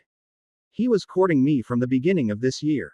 I think, as soon as he saw me with you his instincts took over. Max frowned hearing this. Well, his instincts. A little mutt dared to eye my girl and bare his fangs at me in my house. Looks like you need to know your place, Boyd. Boyd, who was quiet, suddenly said, don't think I don't know what you're doing. I know you're the Werajagar. And you're the one causing all this stuff in this town. Max hearing this facepalms himself. Why do you even think that way? At this time Erica spoke up. You came to town just when Stiles get kidnapped, and you know exactly where he is and what's his condition, like, as if you're the one who kept him there. And don't think. At this time Scott pulled Erica back and shook his head. Max laughed hearing this, so did Davina. Boyd looked at them and said, aren't you gonna say something? Or just gonna laugh like a madman? Max looked at Boyd and said, I don't have to explain myself to a mutt like you. Then he turned to Davina and said, bind him. I'll have my time with him later. Scott wanted to ask him to stop, but the look in Max's eye told him that he shouldn't get involved. Erica just started as Davina used mountain ash and some spell to paralyze Boyd in place. She didn't know why nobody suspects Max like they do. She was pretty confused. Scott looked at Erica and said, "Just stay out of it. I warned Boyd from the beginning that there'll be trouble, and he didn't listen. And now attacking him in his house, that's just asking for getting himself killed." Erica started at him and asked, "Why don't you all suspect him to be the Werajagar?" At this time Selena came to their side and said, "Because if he didn't like us, we would all be dead before we know it." Erica didn't know how to reply to this, and just as she was about to say something, Selena interrupted her, "And I called him to came back to town to help us." As they were chatting, Derek came in with Isaac as they carried the unconscious Styles and placed him on the table. Derek shouted, "Guys, we're losing him. Max, we should go to a hospital and fast." Max just waved at him and said, "In hospital by the time they identify which poison it is, he'll be dead. I have other ways to get rid of the poison." As he was talking he placed his hand on Styles' chest and poured in his key. With the key nourishing Styles' body, in a matter of minutes he coughed up the poison as he slowly opened his eyes. He looked at Max and said, "Welcome back, buddy." Max smiled at him and said, "It's good to be back, Styles." Derek then looked at Styles and checked him to see if he was alright. After confirming that he was really alright, everyone sighed in relief. Max looked at everyone and said, "This is a fine reunion, isn't it?"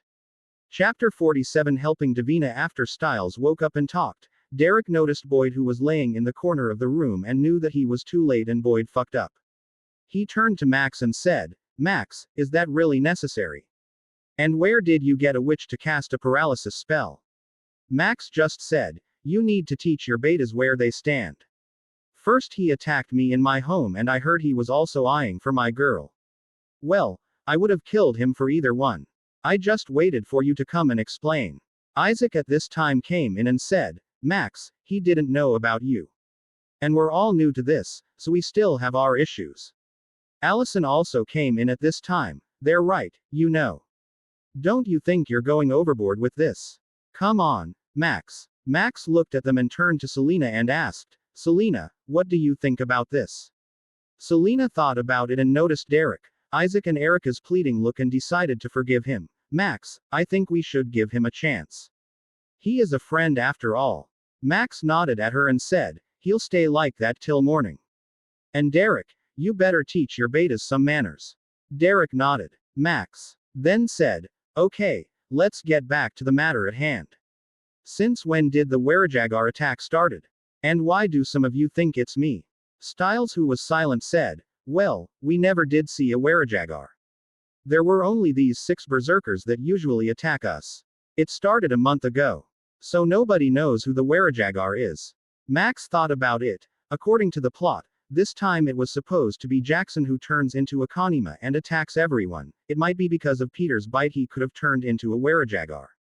Well, nothing is going according to the plot. Then he said, "Guys, I think we're missing something important here. There was one person who got bit by Peter and has a grudge against all of us, especially you, Styles." Styles thought about it and shouted, "Fuck. It's Jackson. How could we not see this? No wonder that asshole has been hiding all this time." As soon as this statement was heard, everyone figured it out. Derek said, "I still can't believe none of us remember him." Max said, "Well, it's been months and we haven't heard a word from him. So I think it must be because of that." Styles said again, "That scaredy cat ran off like a pussy. Now he's back in town but still he's hiding. Once a coward, always a coward." Isaac and Erica never knew that Jackson ran away because of these guys. Isaac asked, "So what do we do now?" Max looked at him and said, "Everyone rest for now. I'll patrol the town tonight. I'll cover most of the area. And I also have something to take care of. You're gonna follow me, we'll get you fixed first." Celine pouted hearing that Max was going out with Davina. Max noticed it, as he went to her and whispered in her ears, "Tonight, clear your schedule. I have a surprise for you." Celine was excited hearing this. Everyone went on their way, only Allison stayed with Selena as they live right next door. Boyd was paralyzed in his place with no help. Max took Davina to the forest. As they were flying, Max closed his eyes and tried to sense the nearby energies, and soon he found a dormant powerful energy source and went towards it. In a few seconds he landed near a tree stump which seemed to be as old as the town itself. Davina, watching that, asked, "What is that?" Max stared at the tree stump and said, "It's the Neemton. It's a powerful being. It looks like a tree stump, but I heard that it existed from ancient times." Davina was already scared standing near this thing, so she asked, "What are we doing here?" Max looked at her and said, "We're going to get rid of your ancestral magic. You see, this tree is old and now it's kinda weak compared to its prime, so it's absorbing energies all around this place. So if you were to channel all your ancestral magic and let it absorb, you'll be able to get rid of the ancestral magic, and you'll be able to develop your own magic. It's a theory, but still it's worth a shot." Davina nervously asked, "What if I lose my magic permanently?" Max just smiled at her and said, "You can trust me on this. You're a born witch. As long as you're alive, or if you don't turn into a vampire, your magic will regrow." Even Max wasn't sure if this is gonna work or not, but he was willing to do anything to help his friend. Davina nodded, hearing what Max said. As she went and sat on the tree stump, she felt the dormant power inside the tree. She was already surprised and thought, if this is in its weak state, how powerful was it when it was in its prime? But soon she focused and channeled all her magic. The restriction which she felt as she entered the town was lifted, but all her magic was being absorbed by the Neemton. She sat there and focused on channeling her magic. Max, watching this, knew that it's gonna take some time, so he sat there and decided to meditate. As he was meditating, he soon felt the surrounding energy. He was always able to sense energy signatures all around him, but today he was sensing a kind of pure energy. He swiftly opened his eyes and thought, "Is this nature charka? If it is, I think this is gonna help a great deal in my sage mode practice." So Max made a shadow clone and sat down and let the shadow clone observe his changes. He focused on the technique Naruto used to practice sage mode. After 5 hours he was able to take in the surrounding energy. As soon as he got the hang of it, he greedily absorbed the energy. His shadow clone was observing the changes that was happening to his body. The clone saw its real body slowly absorbing the nearby energy, but as soon as his real body sucked in the energy faster, the real body started to get woodified. His arms and legs started to turn into wood. The clone Max just channeled some ki in his hand and slapped on the back of the real body. As soon as he did that, the real body came back to its senses. As soon as Max opened his eyes, he noticed that his hands and legs were covered with a layer of wood. Now he knew that he nearly turned into a wooden tree, just like how there were so many people turned to stone in Mount Miyaboku. This wasn't the Naruto world's one of the sacred land's nature charka. This was a whole another world. He had to be cautious of the side effects. So he used his ki to get rid of the cinnamon-like barks covering his arms and legs. But he still felt his body being enhanced, like the impurities in his body being thrown out. He was sure that 5% of the impurities in his body was cleared off just by this one session. He wanted to train and continue to practice it, but at this time Davina came walking from the Neemton. He looked at her and asked, "How do you feel?" Davina said with a smile, "I feel a whole lot better." But she again frowned and said, "But I can't feel any magic within myself." Max looked at her and said, "Don't worry. In a month or two, you'll be able to channel your own magic. It just takes time." Davina just came near Max and hugged him and said, "Thank you for everything." Max hugged back and smiled at her and said, "Come on, D. You helped me out a lot. It's the least I could do. Now let's go. You get some rest tonight. I'll introduce you to everyone tomorrow." Davina nodded and said, "Okay." Max just took her and went back to his house. Chapter 48, Date Night and Trouble. As it turned dark, Max made 20 shadow clones and sent them away for patrolling. As his real body made his way towards Selena's room, he entered and looked at the sleeping beauty. Her dark hair combined with her doll-like face, he could have sworn that sometimes she looked like Bailey Madison in her teens. He went close to her ears and whispered, "You awake, Cell?" He wasn't able to finish his words as she turned and sealed his lips with hers. After a long kiss they separated. While separating, Selena bit his lips a little bit and said, "That's for hanging out with the new girl as soon as you came home." Max just rubbed his lips and said, "I have planned a special date to make it up to you." He was smiling as he said this. Selena looked at his smile with curiosity and asked, What are you thinking, you big bad wolf? Max said with a grin, close your eyes, little rabbit. Don't open it till I tell you to. Celine liked where this was going. As she closed her eyes, Max gently lifted her in Princess Carrie as he took her out of the house. Selina felt that she came out of the house. Even though her eyes were closed, she was a special alpha and was able to sense her surroundings. She asked him, can I open them now? Max just said, not just yet. Give me a minute. And slowly took off into the sky. Selina felt wind blowing all around her, and she couldn't sense where she was. She was sure that Max was up to something. At this time Max's voice came in, you can open them now. As soon as she opened her eyes, she was shocked and surprised. Because she was in the middle of the forest, they were not in the land but flying in the air. She watched the night sky filled with stars and with no lights in the land. She could only hear insects chirping here and there. She turned to ask Max, how did, but this time Max didn't let her finish as he sealed her lips with his. After a long time they separated to take a breath. At this time Selina asked, how did you do this? As she gasped in between, Max smiled at her and said, some tricks I learned from witches in New Orleans. He lied easily. He couldn't tell his secret to anyone, not even Selina. Celine, who blindly trusts Max, just believed him and asked the thing which was bothering her, well, about the new girl. You know, that Davina. What do you think of her? Max, hearing this, smiled at her. Are you jealous, little rabbit? Celine just looked at his smile and knew he was playing with her, so she seriously said, I'm not jealous of a girl who just came in yesterday. I'm just little wary around witches.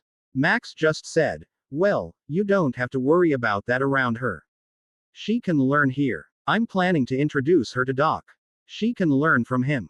Selina, hearing this, nodded. Max looked at her and said playfully, are you sure that you're not wary of her because she might steal me away from you? Selina looked at Max and she smiled at him and said, oh, she can try. If she's really able to steal you away, I'll just cut off your third leg before you reach her. Max shivered, heading his and analyzed his situation again, and decided to keep a certain distance from Davina. Celine looked at Max as he was thinking and decided to do her thing, and this is for not coming here all these days. As she said this, she started to kiss him. Max came back to his senses and kissed back, hugged and tighter, and Selina started to remove his shirt. But at this time a sharp bone-like thing was headed straight to Max's head. Max's senses kicked in and he dodged it. Max was pissed at this time. He met his girlfriend after months of septation, and as he was about to get some compensation for all these days, and someone had to come and break his plans up. He looked at the direction where the bone dagger came from and saw a berserker standing there beside a tree. He just charged a key ball and sent to its face. But surprisingly that berserker blocked his key ball by sacrificing both of its hands as it covered its face. Max was shocked by this development. He knew that berserkers were almost brainless, but this berserk blocking his key ball was way out of his expectation. He sent two more powerful key balls aimed at the berserker's torso and its face. This time though the berserker was not so lucky, as it got pulverized. Max landed with Selina and decided to check what's going on. As he came close to the place where the berserker was standing, he saw a carving in the tree. It said, hope you like my present. As soon as Max finished reading this, the nearby earth started trembling, as berserkers popped up one by one from the surrounding ground. He knew that this was a trap, so he made his way close to Selina and stood by her. Selina, watching this, went into half-wolf mode and opened her claws. Max was confident taking on dozens of these berserkers, but here it looks like there are at least 100 of them are there surrounding them. He knew if he fought them head-on he'll not be able to take care of Selina, and with Selina's strength it was impossible for her to live through this. So he decided to play it smart. He took Selina's waist and flew high to the sky. He undid the shadow clone jutsu with were patrolling around the town. After that he made 30 shadow clones from their sky as they all charged up their ki and started blasting the berserkers. The berserkers weren't standing still, they launched their bone daggers at Max's clones. Max's clones were able to take out 45 berserkers by the time they were all dead. All this fatigue came back to Max. But he was way stronger than he used to be, so he didn't feel much. But the problem now was still there. At this time Selina spoke, let's go back and get the others. Max shook his head and said, No, we can't. If these guys reach town, then there'll be chaos. Max decided to use one final trick. He flew in one direction as all the berserkers followed him. After putting a 100 meters distance between him and the berserkers, he landed on the ground and turned towards the charging berserkers as he told Selena, "Stay behind me." Selena was still worried about Max, but still she nodded. Max decided it's now or never. Then he held his both hands forward as he stated, "Ka. Me." And he brought both his hands to the right side of his waist as a glowing ball of energy gathered and started to compress. Ha. Me. The energy ball turned blue by the raw power it held. And he suddenly sprung his hands forward. Ha. As he shouted, that blue energy wave traveled starting from his hands towards the berserkers. The energy wave decimated everything in its path. After half a minute Max stopped. By the time he was done, there was no berserkers or trees and plants in sight. He was sweating profusely, thinking he couldn't sense these berserkers. So Max kept 2 fingers on his forehead and focused to see if Jackson was anywhere nearby. But he didn't sense anyone else nearby. He didn't know what Jackson was using to hide from his senses. He was sure that Jackson was in town, but he wasn't able to sense him anywhere. At this moment, Selena came from the side. "Are you okay, Max?" Max nodded towards her and said, "I'm just a little tired. Other than that, I'm fine." Selena smiled at him and said, "I got just the thing to boost you up. Let's go home. I don't think this spot is good." Max smiled, knowing what she planned, and took her waist and started flying as they started kissing in mid-flight while they were headed to their home. As soon as they left, a guy came out from the ground and looked at the direction they were flying and muttered, "You still lose, Maxwell." Chapter 49. Missing. Next day, in the morning, Max came out from Selena's room where she was sleeping half naked. Then he sent a text to everyone telling them to meet up at his house. After half an hour, almost everyone came in one by one. Only Scott and Styles were missing, but he figured they'll be here soon. Max then went to Boyd's side and removed the mountain ash and channeled some ki to Boyd to remove the paralysis. Boyd, who got up, didn't flare up like before. He looked towards Max and Selena and said, "Sorry, guys." Max and Selena didn't mind, as Max helped him up. Then he told him, "I did this not because you attacked me, but because you were eyeing her." As he pointed towards Selena, Boyd knew that he made a mistake. Max continued as he looked at Boyd, "You see, me and Selena, we loved each other since we were kids. And she'd kill for me, just as I would for her. Hell, I even killed my own grandfather and aunt for her." Hearing this, Boyd was shocked. He didn't think they were so deep. Erica, standing in the side, was also in shock from this statement. Boyd now knew why Max was so pissed with him, so he said, "I'm sorry, man. I just wanted a life for myself. But I didn't think you guys were this close and I was messing up your life. Sorry, man, I understand." Max smiled. Hearing this, then he looked towards everyone, as his eyes landed in Derek and he nodded towards him. After that, Derek came to Boyd and brought him some food. Allison at this time asked, "What's taking Scott and Styles so long?" Max frowned hearing this, and just as he was about to call Scott, a jeep sound was heard. He looked at Allison and said, "Looks like they're here." But soon Styles came running in agitatedly and shouted, "Guys, trouble. I went to Scott's, he wasn't there and his house was all messed up and I tried calling him, but I couldn't reach him. I feel like something's up." Max thought about last night's ambush and said, "Guys, last night me and Selena were ambushed by nearly 100 berserkers. If Scott is really missing, I think at that time he was taken." Everyone was shocked hearing this. Especially the new betas Isaac, Erica and Boyd. They could barely fight against a few of them. Hearing Max say that they were ambushed by nearly 100 berserkers sounded like a fairy tale to them. Max knew what they were thinking, so he said, "I think you guys should follow me." As he was about to leave, he remembered something, then he turned towards the kitchen and shouted, "D, we're going out. You wanna join us?" Davina, hearing this, shouted from the kitchen, "1 second." Max thought of something and said to Styles, "Styles, I don't think you'll be able to do anything to these breakers, so if they show up, just carry her and run. Her safety is in your hands. If anything happens to her, you're dead meat." Max then turned to Allison and said, "Ally, you stay with Mom and Dad. Make sure they don't leave anywhere. And surround the house with mountain ash." Allison wanted to join them, but looking at the serious eyes of Max and also thinking of her parents, she nodded to him and decided to stay in home. Soon Davina came in, and Max introduced her to everyone. Guys, this is Davina. She's a friend from New Orleans. She's gonna be staying in Beacon Hills from now on. Everyone introduced themselves. But they were still skeptical about this new girl. They didn't know why Max bought this girl here, but everyone had a tact agreement not to pry her personal info as long as she didn't say anything. Max looked towards everyone and told them to follow him. As Max and others reached the place where last night's ambush happened, everyone was gasping at the destruction. Styles looked at Max and asked, "Dude, what kind of bomb did you use here?" "Shit. Looks like everything is burnt up. No wonder you escaped from a 100 berserkers."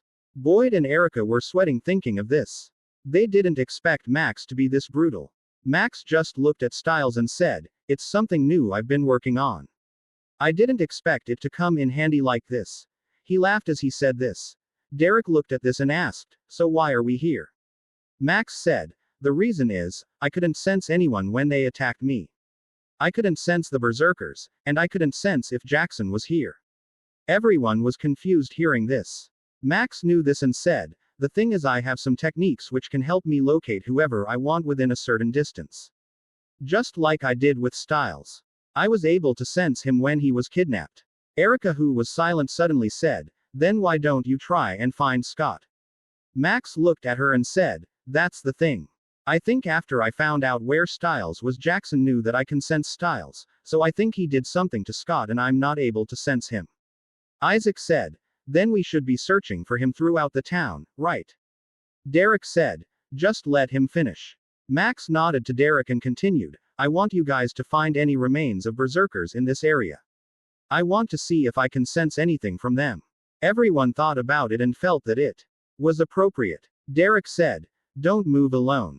Pair up everyone." As usual, Max was with Selena, Boyd with Erica, Isaac with Derek, and finally Styles with Davina, and they all moved their separate ways. While Davina was with Styles, Styles asked her, "What were you doing in New Orleans?"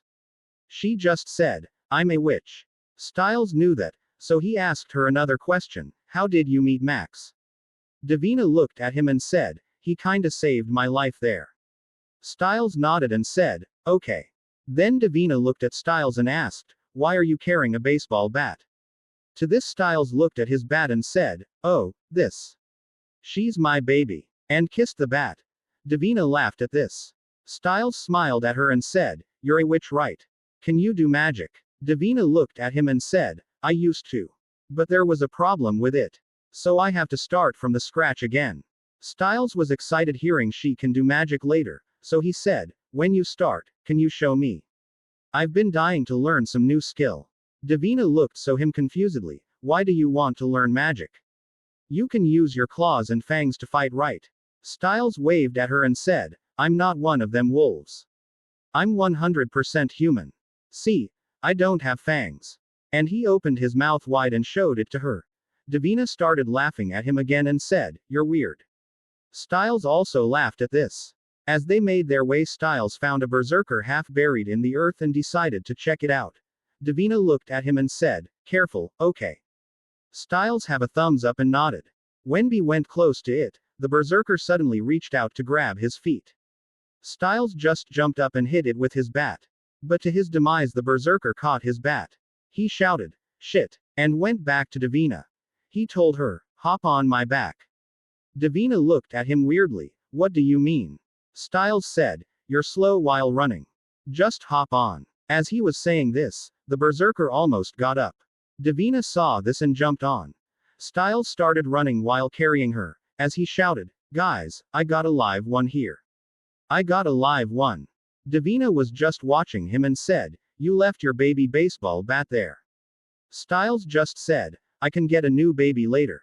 But if anything happened to you, then that would be unimaginable." Davina blushed hearing this and thinking how much he cared. But Styles was thinking, if anything were to happen to you, Max will kill me. And that dude is serious as shit. As he continued running. Chapter 50 Clues. Everyone heard Styles screaming, so they all moved in his direction. Max, Selena and Derek reached there quicker. Max this time didn't plan to kill it, he wanted to experiment on it. So he laced his combat knife with his energy and cut off the berserker's limbs before anyone else could reach there. Due to the high tenacity of the berserker, it didn't die. Soon everyone reached there. Max then closed his eyes and focused on the berserker and sensed a negative energy. But that was all he could sense after he focused with every bit of his mental energy. Max knew that if he tried to sense the other berserkers he wouldn't be able to sense them out of half a mile radius. So he decided to take a risk. He looked at everyone and said, "Guys, I can sense them now that I'm familiar with them, but I'm not able to sense them which are far away. So I'm planning to try something." Then he turned to Derek and said, "Derek, can you send your pack to find the Neanton?" Derek was puzzled, but he knew Max had a reason to send them away. So he told Boyd, Erica and Isaac, "Guys, there's a tree stump, it's pretty old, probably the oldest here. Use your senses to look for it. Remember, don't use your eyes, use your other senses, else you won't be able to find it. And when you see it, you'll know it." All three of them looked at each other and nodded and ran off in different directions. Derek saw that they left, turned to Max and asked, "So, why do you want them to leave us alone?" Max said, "They're still new and I'm not willing to expose much of my secrets." Max then closed his eyes and started walking. Derek, looking at this, asked him, "Where are you going?" Max just replied, "We're looking for the Neanton and I know exactly where to find it." They all quietly followed. Davina, who was being carried by Styles, said, "You can let me down now." Styles just laughed and said, "I totally forgot you were here. Ha ha ha." And he let her down. Davina just looked at him and said, "Thank you." Styles replied, "No worries." Then they all followed Max, but unbeknownst to them Isaac started following them from a distance of 500 meters by following their scent. Max, who was focused on the Neanton, didn't notice this. Isaac was just curious as he wanted to find out what they were up to. And soon they all reached Neanton. Isaac also stood at a certain distance from them. Max didn't bother checking his surroundings, just created a shadow clone and sat beside the Neanton to enter Sage mode. Because he knew if he enters Sage mode his senses will be multiplied, but he had to be extremely focused else he would turn into a wooden tree, so he didn't focus on Isaac. Soon Max started absorbing the pure nature energies surrounding him and he was also woodified, but this time he wasn't being woodified as fast as the first time. The shadow clone brought the limbless berserker in front of the real Max. Max placed his left hand on the berserker and right hand's 2 fingers on his forehead. Derek, Styles and Celine, watching this, were shocked at how Max was slowly turning into wood. But their person who received the most shock was Isaac, who was hiding not far away from them. Max couldn't spare the energy to sense around him to notice Isaac. Isaac, who was watching Max, was shocked to see another Max shadow clone appear and was even more shocked to see Max turning himself into wood. Max, who was trying to sense the berserker, found a dozen berserkers aura surrounding one person. And that person is exactly who everyone was looking for, Scott. Max then opened his eyes and disperses the nature energy and uses his key to remove and heal all the woodified places in his body as he released the shadow clone. He knew that at most he'll only be able to maintain Sage mode 1 minute, that too not while he was in combat. He needed a lot of practice to fully master it. But just as he cleaning himself, he sensed someone from a distance. He closed his eyes and focused and suddenly he shouted, "Isaac! Come out, I can sense you." And he looked at Isaac's direction. Everyone hearing this looked at the direction Max was staring at and found Isaac slowly walking towards them with a shocked expression. Derek, looking at him, frowned. "What are you doing there?" Isaac said, "I was looking for the Neanton and I came here." Max stared at him and asked, "Now, you lie, you die. How long were you watching?" Isaac looked at Max's cold eyes and told him the truth. "I was here from the start and watched everything." Derek, hearing this, facepalms himself. Max looked at him and said, "You don't talk about any of this to anyone else. You guys are still new to this, the less you know if better." Isaac just nodded, hearing what Max said. At this time Styles asked, "So did you find out where Scott is?" Max nodded and said, "Yeah. He's in a place we all know." Then he looked at Derek and said, "Call the others." Howl. Derek just howled to the sky. Boyd and Erica, hearing this from a distance, can't running back. As soon as they reached, Max looked at everyone and said, "They're keeping him in its usual training spot. So let's get moving." Everyone, hearing this, started running. While running, Max looked at Styles and Selena and said, Styles, you take Davina to my home. Selena, you protect them. Styles didn't want to go like this. He wanted to save his best friend. Max, I know you're trying to protect us, but Scott is my friend. I can't just leave him like that. Celine also joined in. Don't you think any leaving me and running off? Max just looked at them and said, guys, I don't feel right. I feel like being played in his hand. And with Styles and Davina coming in, nobody can take care of them, so I'm sending them. At the same time, if Selena was with them, I can rest assured, and I already sensed a lot of berserkers there, but no Jackson. So I'm thinking that he might do the same thing he did last night. So for now, you guys just listen to me.